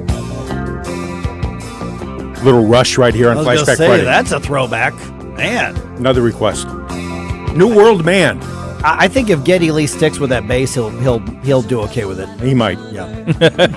Hey, it's 7:54 on a Friday. It's the weird, the wacky, and the worrisome. These are the stories that make you say.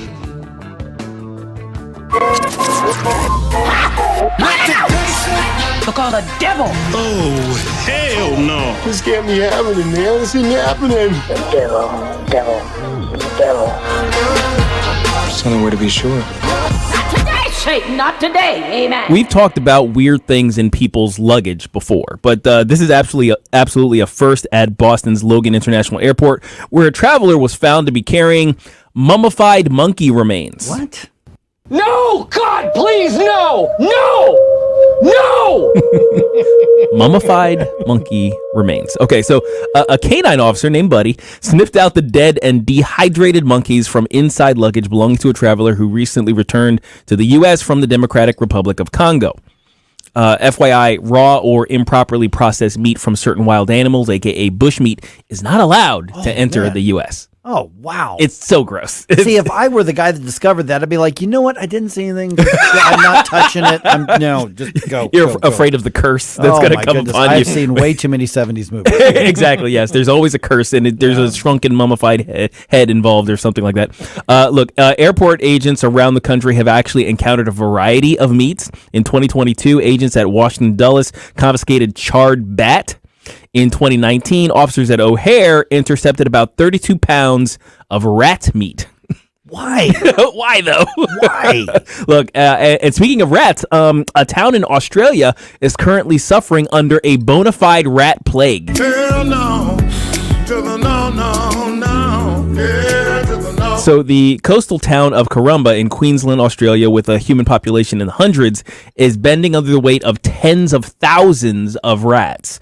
So environmental conditions have helped increase their population, turning a 3 to 17-year cycle migration into a disaster of biblical proportions. So they're eating electrical wires, chewing their way into houses and boats, and their dead are washing up into the otherwise picturesque beaches and stinking up the entire town. Well, now they know what it's like to live live in New York City. He's like, hey, big city living brought to you. Okay, sadly, there isn't much the people of Caramba can do except wait it out until this migration is over and hope it's over a decade until the next cycle. Ooh. Ay caramba. Oh, ay caramba. Ay caramba. Can I have the dead monkeys back? Exactly. At least the dead monkeys don't smell as bad. Only Buddy the dog could smell them. Yeah. All right, now in our last story here, scientists at a U.S. university are doing experiments using reanimated spider corpses. Well, isn't that special? This is a gross one today. Mechanical engineering doctoral candidate Faye Yap came up with the idea while working in the Preston Innovation Lab at Rice University.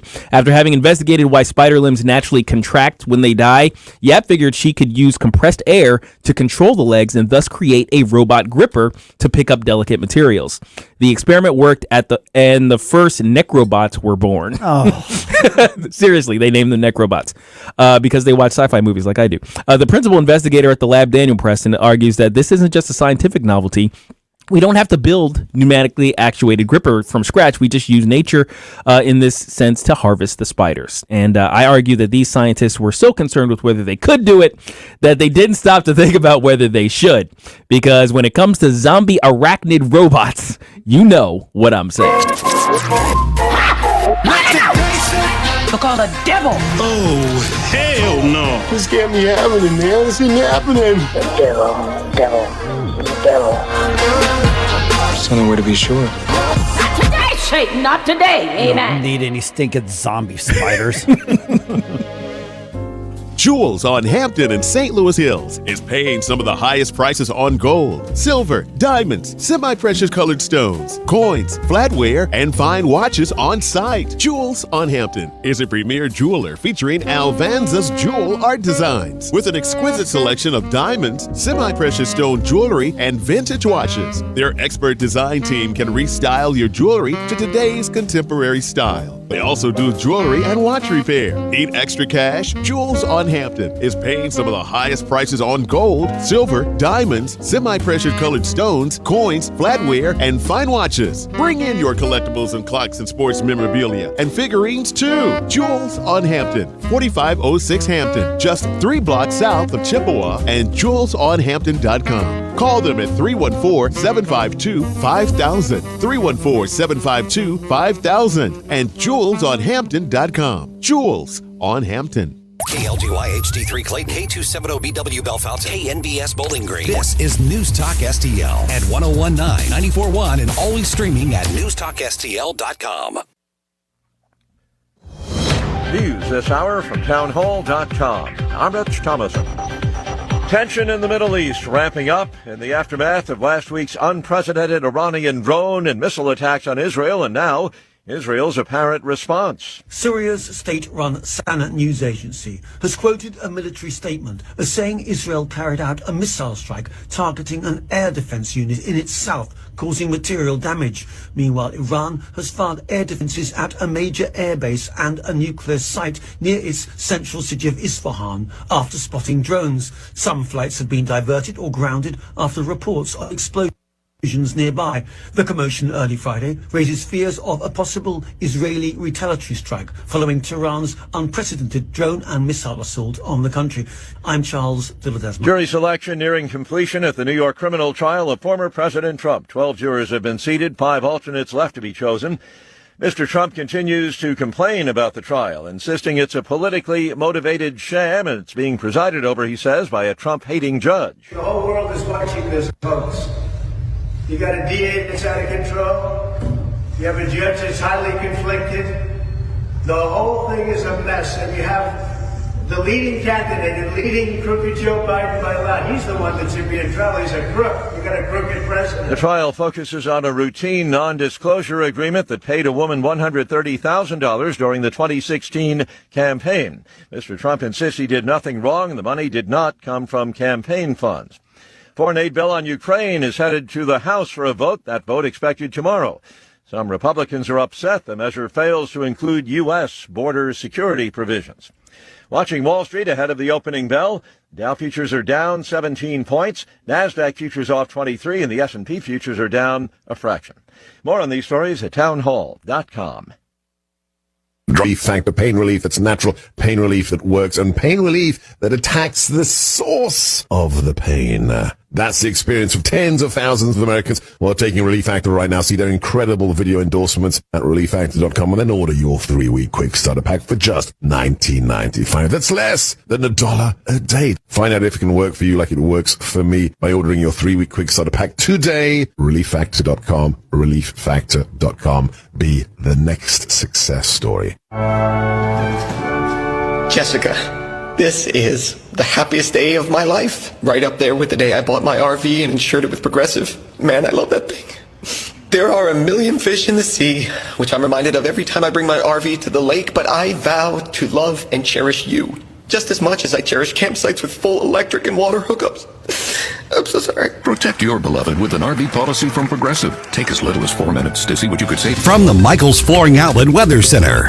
Yesterday's damaging thunderstorms are long gone, and now cooler air is in control as winds are locked in out of the north. A decent amount of sunshine today, though, should be enough to push highs into the low 60s. I think it'll feel nice. Back into the 50s for your evening plans and staying dry, down to 43 for the low early Saturday morning. And this cooler air mass sticks around through the weekend. I've got 61 for the high Saturday, up to 63 on Sunday. That's your first alert forecast. I'm meteorologist Matt Chambers. This hour of News Talk STL is brought to you by Stifel, serving investors for over 130 years. Contact your Stifel financial advisor at stifel.com. That's STIFEL.com.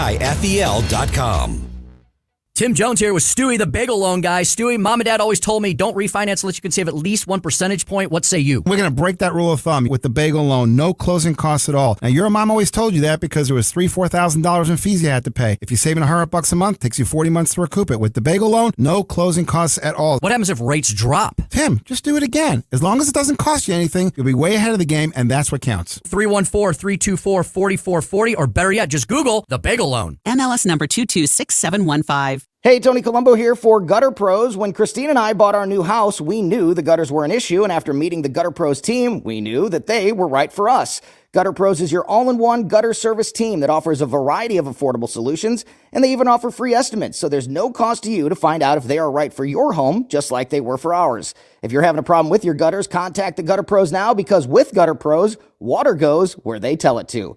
Call them at 314-656-7195 or visit gutterpros.com. Mike Ferguson. I have come here to chew bubblegum and kick ass. And I'm all out of bubblegum. Gabe Pfeiffer. We have a hope. Get up, in case you hear the alarm. Get up. What do you call a genius in President Biden's Homeland Security Department? A visitor. Mike Ferguson in the morning on News Talk STL. Get up, in case you hear the alarm. Get up. It's Friday!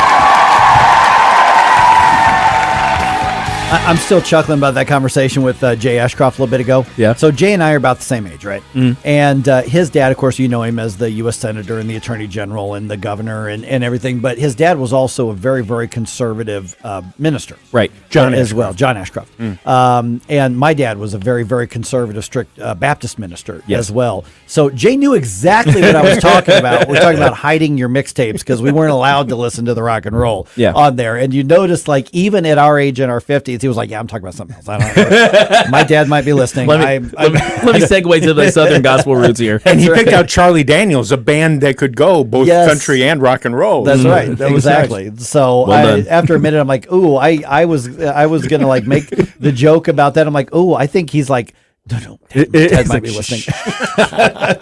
It's like I actually was studying when I went to the library. He probably was. Yeah, Jay probably was. Yeah, that's true. I was not. I'll just put that. All right, it's 8:06 right now. What's a library?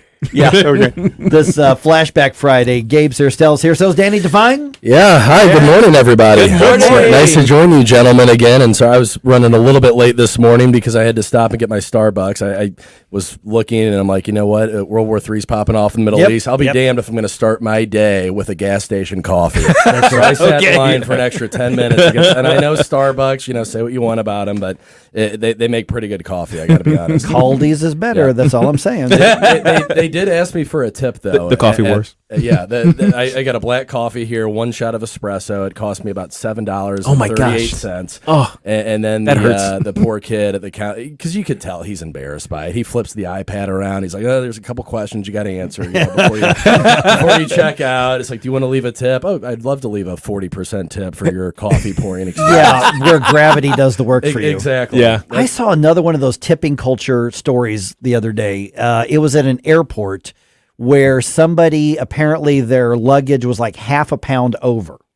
And I don't remember which airline it was. And the person there working for the airline goes, "Hey, for a nice tip, I can, not notice that and just put it in there." And they laughed and they sent the luggage back. And the guy said, "Were you serious?" And they go, "Yeah, here's where you put the tip." And so he ended up tipping the airline employee there for allowing the luggage to go through, even though it was a half a pound over. My wife has a standard line that she always uses. "You want a tip? Plant your corn early." Yes. There's my tip. There's my tip for the buy day. low, sell high. Yes, buy low. Yeah, exactly. Well, those are the tips I give. The airport situation. I mean, I could see that. I would throw a guy, an extra $5-10 bill under the table just so I don't get penalized for the luggage situation. Although I'm like always 20 pounds under. I pack light. That had to be a woman who had that. Yes. Although a half a pound over, usually it's about 10 pounds over. My girlfriend, whenever we go out anywhere, it could be for a weekend trip. It's like she's got to pack 60, 70 pounds worth of luggage. I'm like, we're going to a beach. You don't need much clothes. You're literally wearing as few clothes as you can. I mean, like when I went down to Fort Myers to play in that baseball tournament, one of my pieces of luggage was literally my equipment bag. I'm the catcher. And it was still under 50 pounds. I really don't know how some of these women do it. And I'm generalizing here. I'm sure there's men out there that are a little bit extra that need to pack, everything in sight. But it's the multiple pairs of shoes and the hair equipment. Is that what it is? I think that's what it is. Yeah. Because you've got extra 15 pounds of electronics and high heat ceramics. So I think that's what's happening there. Okay, so you mentioned, let's go over some of the news. I'll get your reaction to some of this, Danny. We mentioned earlier this morning, Israel responds to Iran. Now, first of all, there's the horrific dishonest reporting we're seeing in the media everywhere. Israel's war against, first of all, Israel is fighting a defensive war after being attacked. But they're saying, Israel has launched an attack on Iran. Well, they're responding to Iran launching an attack on them. Right. Iran says, "But you attacked, some of our generals," and Israel's like, "Yeah, because you dropped missiles and drone, and so it's escalating over and over and over again." But one of the interesting things is that Iran apparently did not give the Biden administration a heads up, which tells me they're losing faith and trust in the administration. Israel did not. Israel did not. I'm sorry. Yeah, Israel did not. Yes, and which tells me that they're losing faith and trust, not just in the Biden administration, but from the rest of the world's perspective. They don't differentiate between Republican and Democratic presidents or Congresses. They just look at the country. And so, Israel could be looking at the U.S. saying, "Man, we just don't know if we need to trust him with what we're going to do." That's a bad sign. You know what this is like, Mike? This is like when Albert Pujols would round third base and Jose Oquendo's throwing his arms up, "Stop, don't go."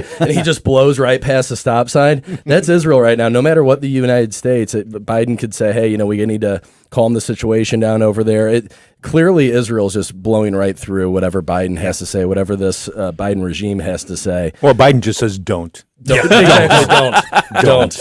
I saw a meme the other day on Twitter, and it was like the FBI banging down some guy's door with a battering ram, and where the little slit is to the little slit to lock the door, there was a Cheeto there, and it just said "don't." And the battering ram was Iran. Yes. Clearly saying "don't" over and over and over again. You would think by like the 40 or 45th time saying "don't," Iran would be scared off by Mr. Biden, but clearly not. It's not working. Not an effective strategy. Well, similarly at the border, where they say, "Well, don't come over." Well, you're actually by your policies, you're inviting them over. You're saying please. You're saying please. And Mayorkas, his impeachment vote, that came through, and then they walked it over to the Senate, and the Senate immediately round filed it. What do you make of that? Wouldn't even look at it. Wouldn't even look at it. So I thought the whole impeachment on Mayorkas, it was we knew that the Senate would not. Most likely not even hear it, let alone push it through. So it was more just political theater, I think. We've kind of cheapened, and don't get me wrong, Mayorkas, there's plenty of evidence, there's plenty of reasons out there why he should be removed. He's horrendous. The southern border is in the worst shape it's ever been.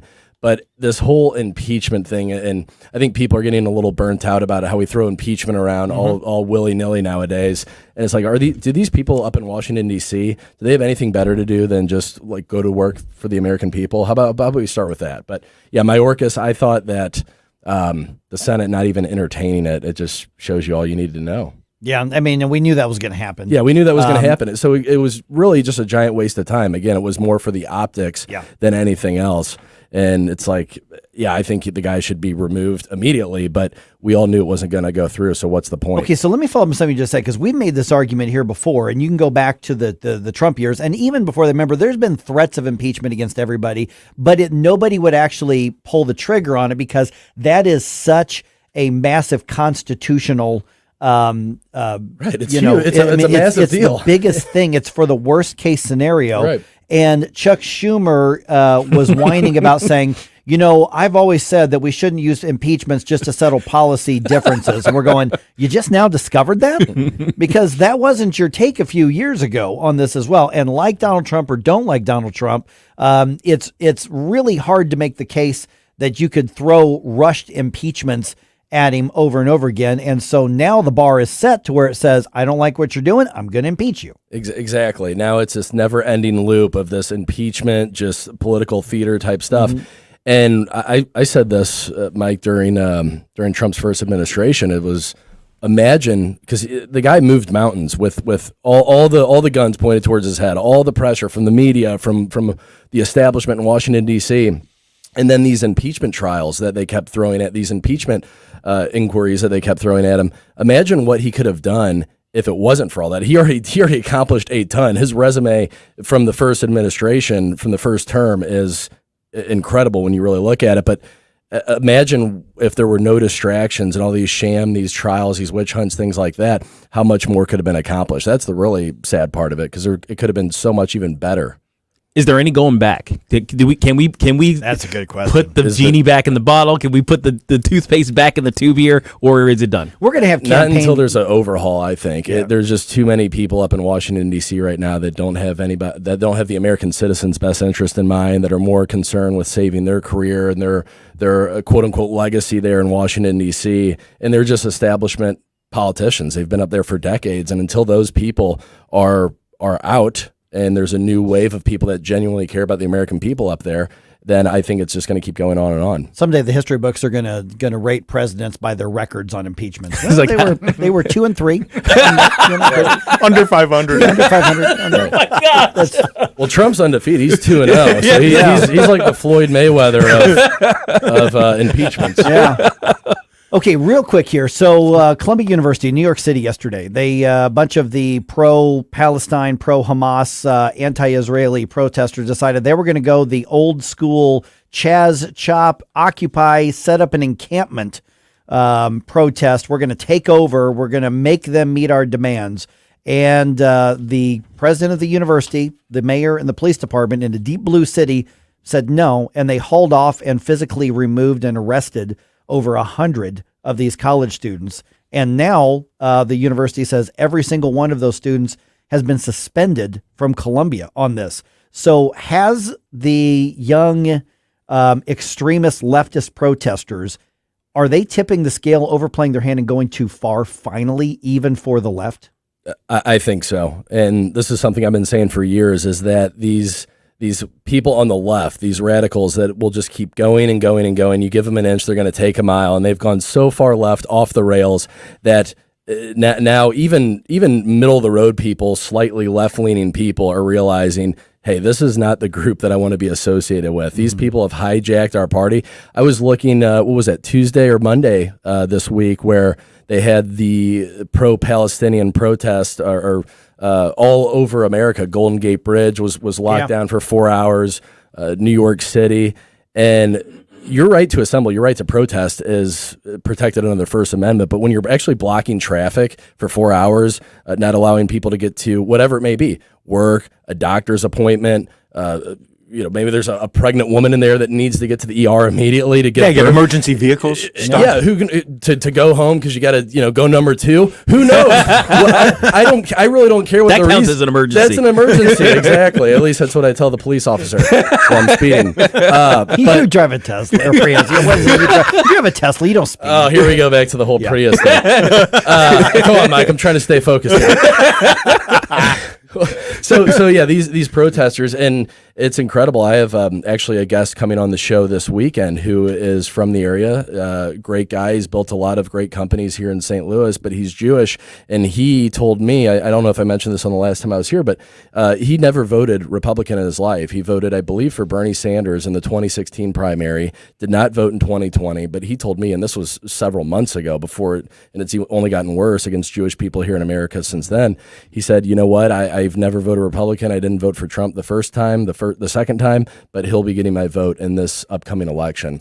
And that's just where a lot of people, I think, are gravitating towards, especially in the Jewish community, which has always voted Democrat. I'm not saying that Trump's going to win that voter block in November, but you see this just blatant anti-Semitism on campus, and it's incredible to see. It's like, where did these people come from that are just the violent protesters? Mm-hmm. I mean, burning American flags, which again, hate it or love it, it is protected under the First Amendment. But I see a lot of the people out there during these protests, and they got the purple hair. I saw several people that were just morbidly obese outside wearing a mask on. It's like, what? make this make sense. Oh no! It's like what rock did a lot of these people crawl out from underneath? And the ironic thing is that they seem to hate this country so much. But if you went over to the Middle East and some of these other countries, they're just so sheltered. They're so incubated here in America that they don't know what real life looks like. They have zero worldly knowledge. These people, like I said, they're out in the middle of the day. Shouldn't you be working, first of all? Or going to but school, second, you're outside, you're wearing a mask, you probably have 15 different pronouns that you identify as, and you're burning the American flag, you're burning the Israeli flag, and it's just... Go try that somewhere else. And I know a lot of people argue, well, that's what makes America great, the freedom of speech, freedom of expression. I get that. But I just feel like a lot of these protesters are just, they're so just oblivious to what's going on in the world right now. And it's ridiculous. Take your trust fund over there, like you said, and see how that works out for you. And it's true. It's really weird. I mean, I know this is a little bit off of a sidebar, but I looked at a bunch of the pictures of that encampment they tried to set up. I'm like, why do they all have that look? And you know what I'm talking about. Yes. It's that look. Yeah, it's that leftist academy look. I mean, that image you have in your head right now is it. And we all have the same image. It's so true. It's so true. Oh my goodness. All right, you got a few minutes to hang out? Oh, I'd love to hang out. Okay, let's do that. Let's dump some news on people here at just head here right around 8:21. Get your thoughts on that as well, because that protest. I mean, I am actually glad to see there's some pushback in saying, no, you're not allowed to commandeer other people's property or lives. That's not free speech. Besides, they were on a bridge. Just throw them off. It's water down there. 314-912-1019. Destination, making cold mind to fight your war. Stop it right now. Watch us on our live stream using Rumble, Facebook, and Twitter. Mike Ferguson in the morning. Before you blow us all away. We've been here 30 years, 30 Christmases in this house, and we have the traditions that most families have. That's Terry talking about her experience with Rhino Shield ceramic coating. We did Rhino Shield 14 years ago, and the house still looks the same as the first day. Rhino Shield really worked with me to help me get just the right nice soft yellow, and it's 14 years later, and it's the same color. The main reason Terry called Rhino Shield is because it's backed by its 25-year transferable warranty. It just sounded wonderful that we could have the house coated with Rhino Shield and not have to worry about it again for 25 years. Take it from Terry. Give Rhino Shield a call now for a free evaluation. 877-25-RHINO. 877-25-RHINO. Or visit 877-25rhino.com. There have been neighbors that have come by and said, did you just have your house painted? Because they wanted to know who the contractor was. And I said, no, it's actually Rhino Shield. 877-25rhino.com. Kickstart your spring with spring into green savings on a John Deere compact tractor at Seidenstricker Nobe Partners. For a limited time, we have 0% financing for 84 months with 0 down on select models. Plus, when you purchase an in-stock model year 23 compact tractor, you'll save up to an additional $2,500. Take home the tractor of your dreams today. Visit snpartners.com for more information. Offer valid through 4/26/2024. Some restrictions apply. See dealer for details. My friend, death is certain. Are you prepared? Larry Connors here. I don't want to scare you, but your funeral plans are an important conversation you need to have with your spouse, family, other loved ones. My friend Benjamin Schaefer at Senior Memorial can help find you an affordable, final expense life insurance policy, regardless of your health condition. You could qualify up to $30,000 of lifetime coverage. Life insurance plans with Senior Memorial also offer living benefits towards hearing and diabetic supplies, access to a 24-hour teledoc service, discounts on urns, caskets, tombstones. Call my friend Benjamin at Senior Memorial and discover your legacy at 314-866-8886 or visit memorialplans.com. Memorialplans.com. Senior Memorial Heritage Protection.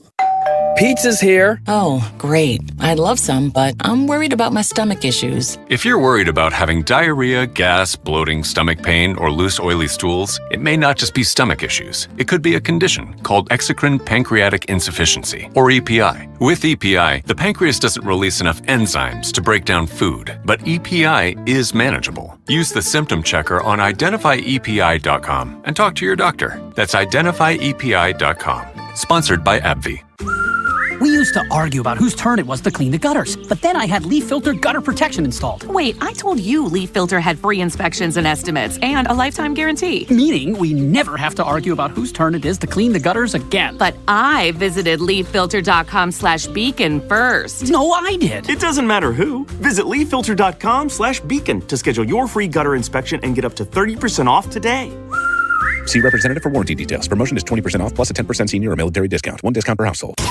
Hey, thank you very much for taking my call. News, analysis, opinion. Yes, I just want you to know what a breath of fresh air you people are. 101.9 and 94.1 News Talk STL. Love the music you hear on the morning show? Check out Mike's morning music playlist at newstalkstl.com.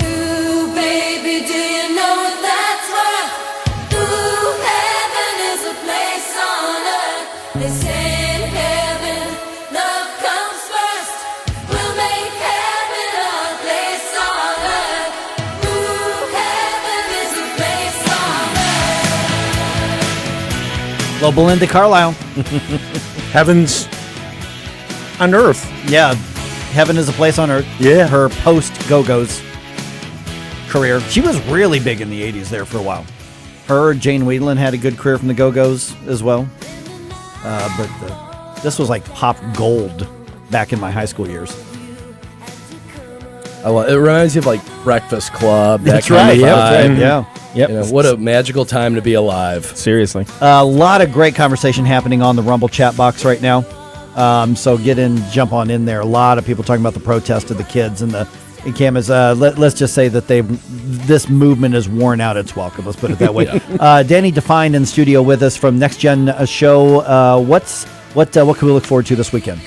So this weekend, like I mentioned earlier, I have a great guest on from the area. He has invested in a lot of different real estate properties. Comes from a very interesting background. It'll bring a unique perspective. He's a kind of a big time player here in St. Louis, very well known.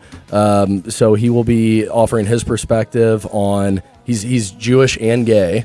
So that'll be an interesting perspective, right? Yeah. Mm-hmm. So he'll be talking about just what it means to him, St. Louis, and how he's born and raised here. So how he has seen the city just kind of degrade over the last several years, and what we can do to get this thing back on track. And I have a lot of good friends here in the area that have built businesses and that are doing some remarkable things here in St. Louis. And I think it's going to be that next generation of leadership to really step up and get this thing back on the right track. And my guest, his name's Josh Gould. He'll be on the show this Sunday. very interesting, good head on his shoulders, and it'll bring a very unique perspective to what's going on. So Sunday night, 10 o'clock. Sunday night, 10 o'clock. Yep. Next chat. The morning news dump. Are you joking? Is this a joke? Listen, folks, the morning news dump. All right, here's what's going on around the area. By the way, here in about 10 minutes or so, we're going to talk to one of the Battlehawks themselves. Man, I'm looking forward to this. Carson Wells, linebacker, man, number 26. He's got to be salivating, getting ready to play Memphis because they have a tendency to let their quarterback get sacked. All right, but here's what's happening around St. Louis. Daniel Riley learns his fate, and it's almost 2 decades behind bars. Riley, of course, was convicted last month of multiple charges related to the car crash that cost Janae Edmondson her legs. During the hearings, Janae's mother, Francine Edmondson, addressed the court. This is part of what she had to say. He sentenced Janae on that street that night to be an amputee for the rest of her life. The sentence he was given will never be enough to repay for what she had taken from her and from our family. Okay, now Daniel Riley, I mean, this has got to be one of the most arrogant defendants I've ever heard or seen in my life. He was offered a plea deal that would have given him a couple years less, rejected it, wanted to roll the dice in court, ended up with 19 years instead of 17 years, asked for a new trial. That was denied. Now he's going to spend almost 20 years behind bars. I think they could have done more. They could have done more with this. I think part of the thing is that they decided that he would spend the sentences for his multiple infractions concurrently rather than consecutively. I think that's one of the reasons why it turned out to be that 18 year region as opposed to the longer sentence, which I think they could have get it to. Yeah, I mean, they could have charged higher and more, but the bottom line is that the city now, of course, still has the lawsuit against it from the Edmondson family, and that's going to go to court in next March as well, which, by the way, is right before the local elections in St. Louis as well, so that could have an impact there as well. And this guy had quite the rap sheet, too, right? Oh, yeah. And that's on Kim Gardner's watch.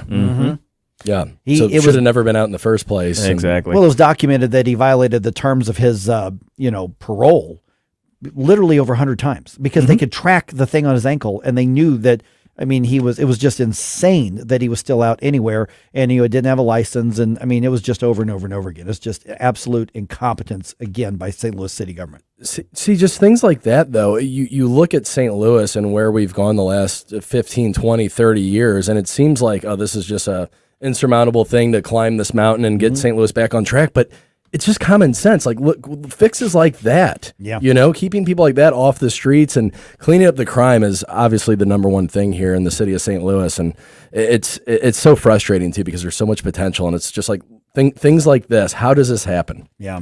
All right. School choice expansion is headed to the governor's desk on the Missouri side with the bare minimum number of votes needed. Missouri House passes the plan to expand tax credit scholarships. Also, it will allow charter schools in Boone County. It is expected the Governor Parson will sign it into law. The bill also increases funding for public schools. That was a compromise with Democrats who mostly voted against the bill anyway. So that is off the table. Still a lot of hard feelings within the conservative movement on it, but the school choice expansion is going to the governor's desk. Finally, we get something. A little something, yeah. I mean, it's the tax credit scholarship expansion. That's a very, very good thing. Are there warts on the bill? Yep. Oh, gosh, it's very warty. Yeah, but, overall, it's like good or bad. There's more good than bad. If you want to hear a conversation with Camellia Peterson from Americans for Prosperity, we talked to her earlier today. That's going to be up on the News Talk STL podcast a little bit later on today, probably within the next few hours. Okay, Cardinals start a home series against the Brewers in a division matchup tonight. Kyle Gibson's going to start on the mound for the Redbirds. 7:15 first pitch at Busch Stadium for that. Cardinals are hoping to get back to 500 with a win tonight. They are 9-10 right now. I know people are saying, they're in last place in the division, but it's really a competitive division. There's not that much of a difference between first and last place. Cardinals have not had a super series or super season so far, but they haven't had a terrible one like a lot of people are saying. They've been competitive, won a number of series. Really, it's not been as bad as we thought it was going to be. And the Cardinals are showing some promise. We just need Sonny Gray to apparently throw every single game. Apparently so. Can we bring Chris Carpenter out of retirement? Yeah. Is he still around? Yeah. Jose Oquendo, bring him up here, have him throw. Hey, might as well. We're bringing everybody else back. Oh, I'm just being told that Sonny Gray's orthopedic surgeon says he's not allowed to throw every single game. So thanks a lot, Doc.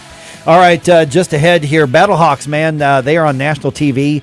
tomorrow morning. And we've got linebacker Carson Wells with us at 8:35 playing the Memphis Life Refs at the Dome. We'll talk about that with him at 8:34.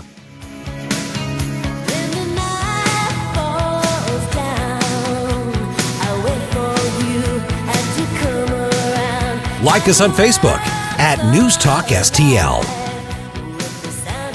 Get up. It's Mike Ferguson in the morning. When you walk into the room, you pull me close, now it's time to move. And we're spinning with the stars above, and you lift me up in a web of love. Ooh, baby, do you know what that's worth? Ooh, heaven is a place on earth. From the Michaels Flooring Outlet Weather Center. Yesterday's damaging thunderstorms are long gone, and now cooler air is in control as winds are locked in out of the north. A decent amount of sunshine today, though, should be enough to push highs into the low 60s. I think it'll feel nice. Back into the 50s for your evening plans and staying dry, down to 43 for the low early Saturday morning. And this cooler air mass sticks around through the weekend. I've got 61 for the high Saturday, up to 63 on Sunday. That's your first alert forecast. I'm meteorologist Matt Chambers. Fox News commentary. Denver will partially defund its police department to prioritize care and resources for illegal immigrants. You get what you vote for, Denver. I'm Tommy Lahren. More next. Donald Trump Jr. here. Since January of 2021, the cost of living has increased by 17.9%. You can't get that money back, but you can stop your losses by diversifying into a gold IRA from my friends at Birch Gold Group. To learn more, get your free info kit on gold IRAs by texting the word SHELTER to 989898. That's SHELTER to the number 989898 to get your free info kit from Birch Gold now. Message and data rates may apply. We've got two major problems in America, an illegal immigration influx and a crime crisis. The Democrat-controlled city of Denver has thumbed its nose at both of those with its new budget proposal. Get this, Denver will allocate $45 million in funding for programs dedicated to the illegal immigrant crisis, and this will come at the expense of the police budget. Yes, an $8 million budget cut to the police department budget to prioritize funding for people who have no right to be here. And the city of Denver only has about 1,000 migrants being cared for in its shelters. You can bet your bottom dollar more on the way, and these budget cuts to necessary programs will continue and worsen to pay for Biden's open border. Every city is a border city, and every state is a border state under Joe Biden. I'm Tommy Lahren, and you can watch my show, Tommy Lahren is Fearless, at Outkick.com. If you just recently inherited a property and you're not sure what to do with it, maybe it needs a lot of work, but you know you need to get it sold, reach out today. 314-417-1000. 417-1000. My name's Chad Clayman with Clayman Real Estate, where we've been buying houses directly from the seller with no middleman involved for over 90 years. We're a family business, and we help simplify the sale for folks that don't want to list the house on the market and have to deal with the entire sales process. And we specialize with people that just recently inherited a house. We're very familiar with the probate process, so if that is you, please reach out and we can simplify your sale today. 314-417-1000. 314-417-1000. And we've been doing it for over 90 years. So if you have a house that you'd like to sell, whether you inherited it or it needs work, please reach out as we can make you a simple, fair cash offer. 314-417-1000. 314-417-1000. Missouri education officials must be bad poker players. They keep doubling down on the same bad bet. Public school students haven't been reading or doing math at their grade level for way too long. Last year, a horrifying 40% were regarded as not college or career ready after high school. Many states have adopted school choice. Iowa, Oklahoma, and Arkansas all provide money so families can choose the public or private school that works for them. And Kansas has one of the strongest public school choice programs in the nation. Nearly every family in Missouri is given exactly two choices for their children's education. They're assigned public school or learning online. That's it. Our neighbors trust their parents to choose the right school for their kids. Missouri doesn't. So enrollment is already shrinking. That will mean fewer high school graduates, college students, and workers. A bad bet indeed. Check out our 2024 blueprint, Moving Missouri Forward at showmeinstitute.org. The Show Me Minute has been brought to you by Show Me Institute and Show Me Opportunity. Free speech is alive and well in America. Thanks for taking my call. Right here. My point about the governor there, it is absolutely about power. I read this, I almost fell out of my chair. News Talk STL. This thing is just absolutely dripping with iron. News, analysis, opinion.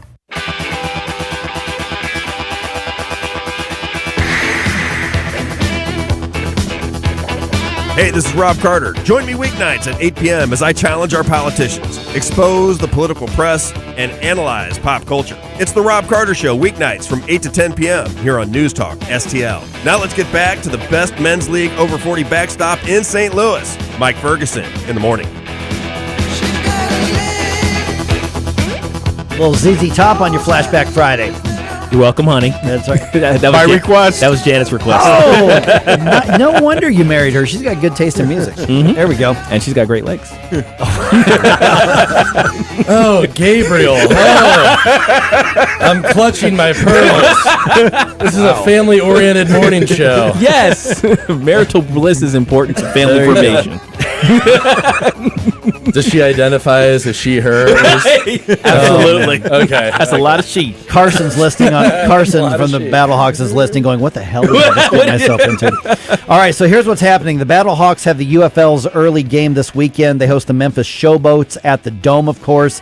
11:30 kickoff. Now this is on ABC, the national broadcast on ABC. Battlehawks coach hoping you don't watch it on TV, hoping that you go to the stadium.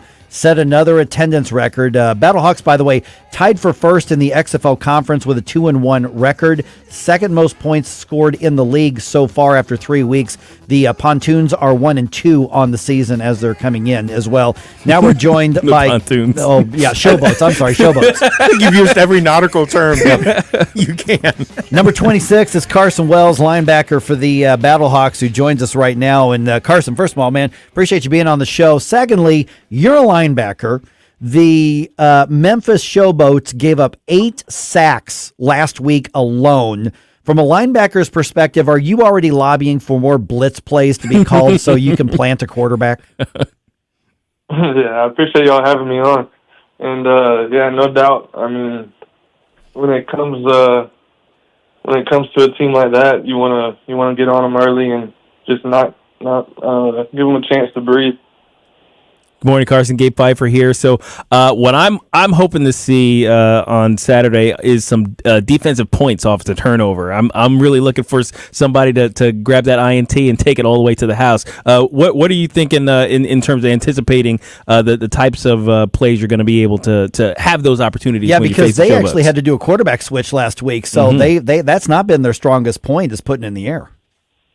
That's actually been a point of emphasis for us for the last 2 years since the XFL came back last year and the UFL this year. We actually haven't scored as a defense, so we got a little reward system out for that. So we've definitely made it a point of emphasis. Awesome. Yeah, we're visiting with Carson Wells, linebacker for the St. Louis Battlehawks here. Okay, so it just seems like just the last couple of weeks that you all in the Battlehawks have really kind of gelled and settled in, because that's one of the unique things with the XFL is you don't know what the roster is going to look like from year to year, and as the XFL continues to grow, people will settle in more. But what's it feel like on the field, in the locker room, when it comes to playing with guys that you just started playing with, and you don't have that 2, 3, 4 year history of being teammates? You've got a 1 season or half a season with it. I mean, how's that coming together? I think we actually had a huge advantage with St. Louis staying together through the merger. I think we probably had 25 or 30 guys still on the team from last year. That was a huge advantage coming out through training camp year 2 in the system for a bunch of guys. I think that's why we've been gelling early in the season.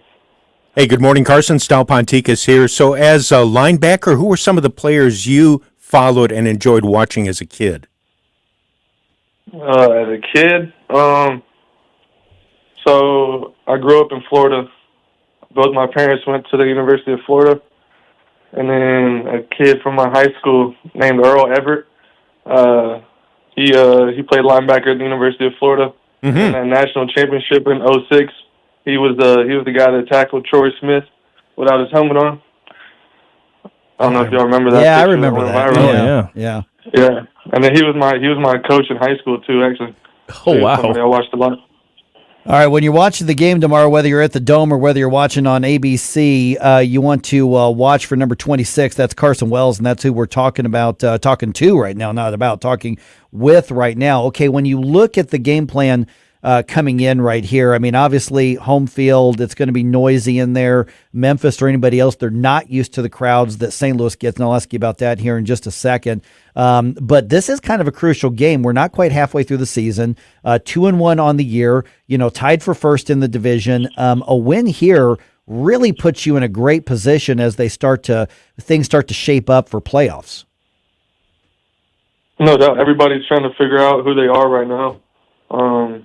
We're trying to set our identity. We need to come in early, try to stop the run, and like y'all said, get after the quarterback. Early with a 10-game season, all the games matter.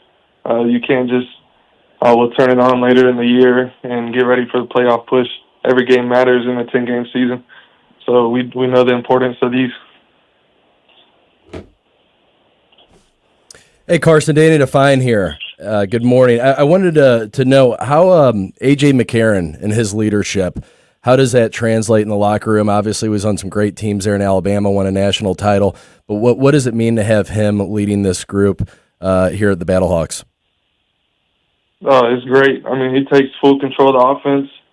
I mean, if something goes wrong in practice, miss a block or routes messed up, you don't have to wait for a coach to rewrite the play or get on somebody. He takes full control of that and gets everybody where they need to be when they need to be there. Yeah, and that's got to say something to the team, Carson, that he asked for his release from an NFL team to come back specifically to St. Louis and this team with the Battlehawks. That's got to mean a lot to the guys in the locker room, I would think. Yeah, I mean, it's always good teams are led by coaches, great teams are led by players, and he's one of the best leaders I could think of out there to follow. Well, we saw another record-breaking crowd to gather in the Dome last week. Are you anticipating another 40,000-plus people screaming and wearing their blue and giving their best cacaw? I mean, no doubt. I mean, that's a huge advantage for us. We feed off of that. That gets us going. I mean, we've lost one game at home over the last 2 seasons. Mm-hmm. That's hard to beat. You can't. It's hard to beat that in college. Yeah, and last week you literally outdrew the St. Louis Cardinals on the same day. Yeah. Is there a Cardinals game this weekend? There is. It's they start at 1:15, so everybody can go check out the Battlehawks, and they can go to Ballpark Village right after to celebrate the win if they want. Yeah, there's a game, but it's not the game. Right. The Battlehawks, that's the game. That's the game. Yeah, but I mean, Carson, but along those lines, I mean, last week the Battlehawks had 2/3 of the attendance for the entire week in the league. That week, I mean, 40,317. And other teams were getting 3,000, 5,000, 7,000. I still think the UFL can succeed and grow and become a really good overall league. But if that happens, it's because of what the market is doing here, what your team, the Battlehawks, is doing here, and what the fans are doing here. And so, tell me a little bit about what it's like. You've been on the road. You went and played the Michigan Kittens the first week early on, and then of course got the win last week. But when you go on the road and see that they're excited about 5, 7, 10,000 people maybe showing up, and then get here and the other teams roll out to 40-some thousand people, that's got to change the dynamics. What's the reaction to the players knowing that that's the kind of support you're going to get? Yeah, I saw last week the total attendance across the whole league was like 39,000. I mean, we had that in one game. But the offense has definitely got to change up when they come to St. Louis. They can't be a verbal cadence. Everything has to be nonverbal on the clap. Makes communication a lot harder. Makes our job a lot easier in terms of getting after the quarterback. They got to over communicate, know where the flag protection's going. Quarterback guy has to know where the hot routes are. Everybody has to be on the same page, and the 40,000 just makes everything 10 times harder. Okay, just got a minute or so left here. We're visiting with Carson Wells, a linebacker for the St. Louis Battlehawks. When you look at the pregame broadcast and everything, they're always like, okay, here are the main points to watch for, game keys to the game or whatever the case is. So you're playing the Canoes tomorrow. What's the game plan? What are the top things that you have to, that the keys to the game that we should be watching for? I mean, let's start with where you are on defense, because obviously with you in that key linebacker position right there, what are the things that we should be watching for to know that, yep, you got the upper hand and you're taking control of the game? First things first, you got to stop the run, let AJ and that offense get rolling, and then get after the quarterback. That's 3 steps to the victory. All right.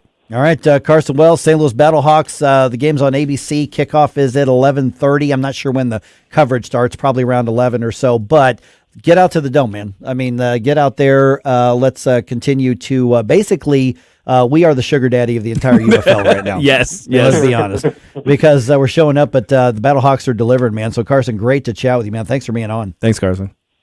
Yes, sir. Appreciate y'all for having me. Yep, you got it. Thanks, All right. Carson. By the way, quick trivia thing about here. Carson and his family actually own a cattle ranch, so he's actually a cowboy. He's a literal cowboy. He's a literal cowboy.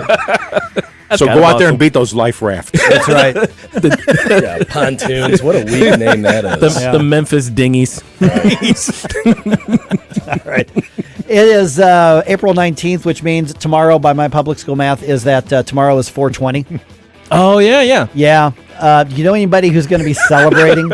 I know people who are going to be celebrating this like a holiday. I'm just telling you.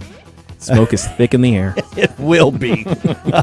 I was at the Dome once. Oh, when the smoke was thick in the air, but that was a Guns N' Roses concert. Oh, okay. That was pyrotechnics. Even no, it's not. Even Okay, even smoke. Axl Rose went, I'm assuming you all have your medical cards, right? Yeah. I wonder where the Doobie Brothers are playing tomorrow. Yeah, really. Oh, my God. Oh, man.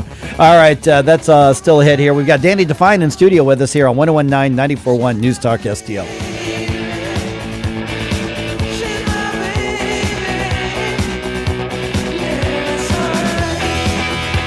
Get up, St. Louis. It's Mike Ferguson in the morning.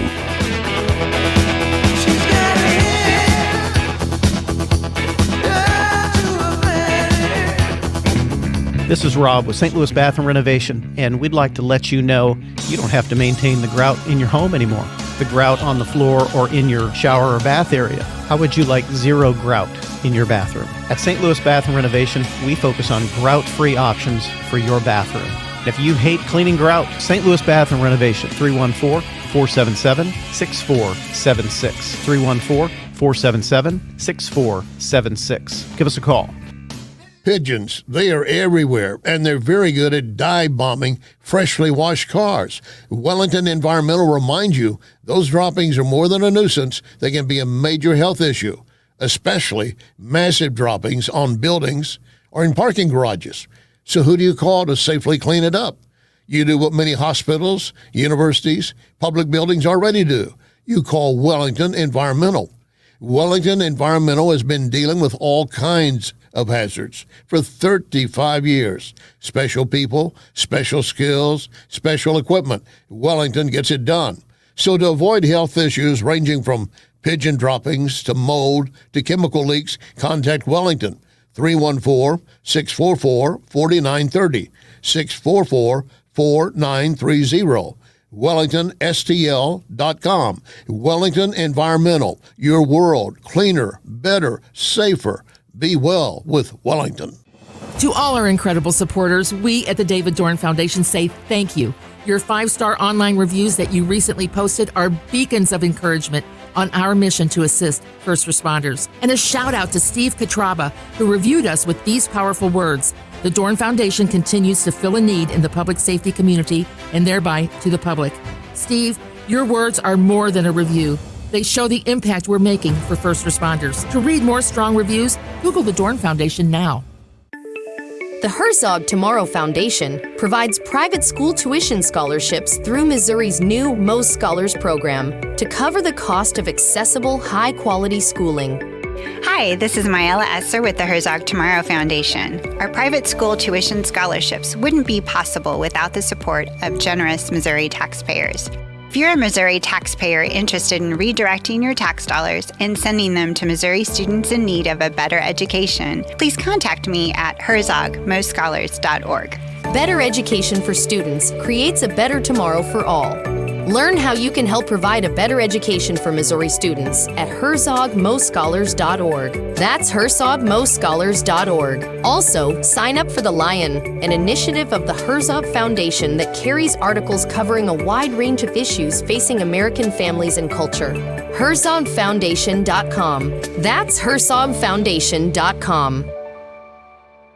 News Talk STL is proud to have Doug Voss of Safe Money Radio as part of our lineup each week. Doug has been a staple on St. Louis radio for many years as one of the leading financial experts in the area. Doug and Safe Money Radio is on 3 times every weekend, but in case you miss anything, you can check it all out at DougVossSafeMoneyRadio.com or call 844-676-SAFE. That's 844-676-7233. Doug Voss is a registered representative. Securities offered through DHL Securities, LLLP. Member FINRA and SIPC. Hey, St. Louis, my name is Rob Carter. If you are sick and tired of the corporate news bubble, if you like unedited information free from corporate money, if you want straight talk with no script, join me weeknights from 8 to 10 p.m. on The Rob Carter Show. Live and local, weeknights at 8 on News Talk STL.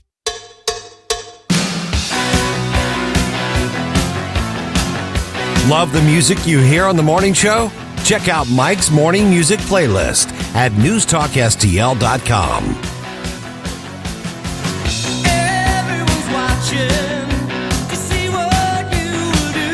I gotta just mention, it's completely coincidence that our boss's birthday is tomorrow and it's 420 tomorrow. Yeah, those two have nothing to do with each other. There's no relation there. Because literally, if there's anybody like the single last person I would ever picture, Oh my gosh, that's Jeff. Yes, Nev- second to my dad. I actually know people that probably are going to treat tomorrow like a holiday. Like a real holiday. Like literally are going to celebrate 420. Speaking of Jeff and his birthday, is this a little foreshadowing? Are you going to get him some Chippendale dancers? This always reminds me of Chris Farley and Patrick Swayze. Oh, yeah. on SNL. Oh, I forgot about Barney and Adrian. No, here's how we celebrate News Talk style is I think tacos are coming in today. It's Taco Tuesday. Okay. Taco Day. Taco Day. But 420, it's kind of funny because it becomes a thing. Of course, then again, the same people who are going to celebrate this tomorrow like a holiday have been celebrating legalization nonstop since it became legal. Yeah, pretty much. So every morning. And matter of fact, remember tomorrow is a palindrome as well. 4/20/24. Yeah. Look at that. Matter of fact, there's some people talking about Gabe, this. can you explain what that means? You're a rocket scientist. Well, it's the same way this way as it is that way. Thank Forwards you. and backwards, yeah. Like matter of fact, there are some people talking about this like right out there. They're like imbibing already. Here's what. Let's go check in with them real quick. Hey guys, legal pot sales could hit an all-time high. I had a pot gummy bear the other day. There's a difference between smoking it and eating it. When you eat it, it lets you talk to dolphins.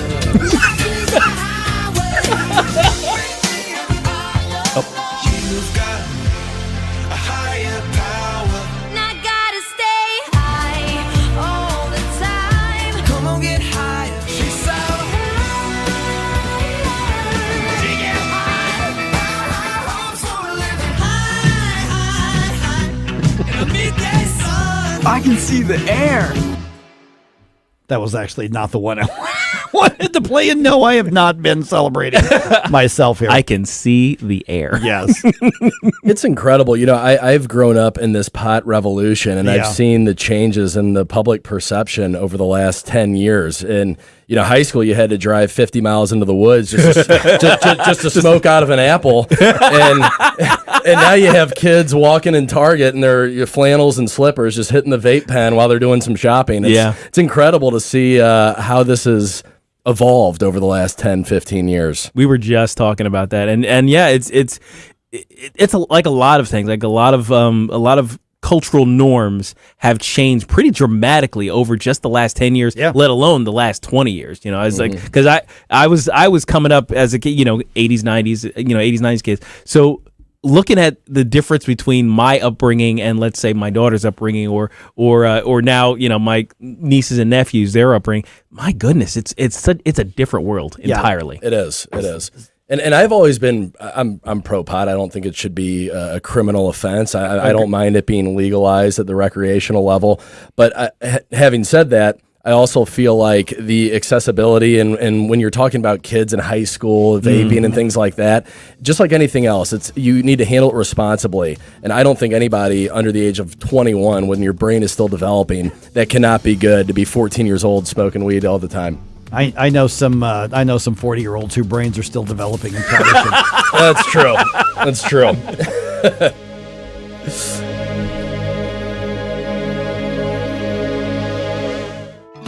Hi, Sean Long from STL Fenceworks. A new fence or deck is an investment in your home and your lifestyle. But how do you ensure that you're getting the most out of that investment? At STL Fenceworks, we know the key is satisfaction. Satisfaction means getting a fence or deck that not only meets your needs, but exceeds your expectations. Satisfaction means working with a team that cares about your project as much as you do. Satisfaction means having confidence in the quality of your new fence or deck, knowing that it was built with the best of materials and workmanship. STL Fenceworks, your satisfaction is our passion. And for me, satisfaction is knowing that providing for your family is how I provide for mine. Visit STLFenceworks.com and experience the satisfaction in making your backyard dreams into a reality. Jewels on Hampton and St. Louis Hills is paying some of the highest prices on gold, silver, diamonds, semi-precious colored stones, coins, flat weight,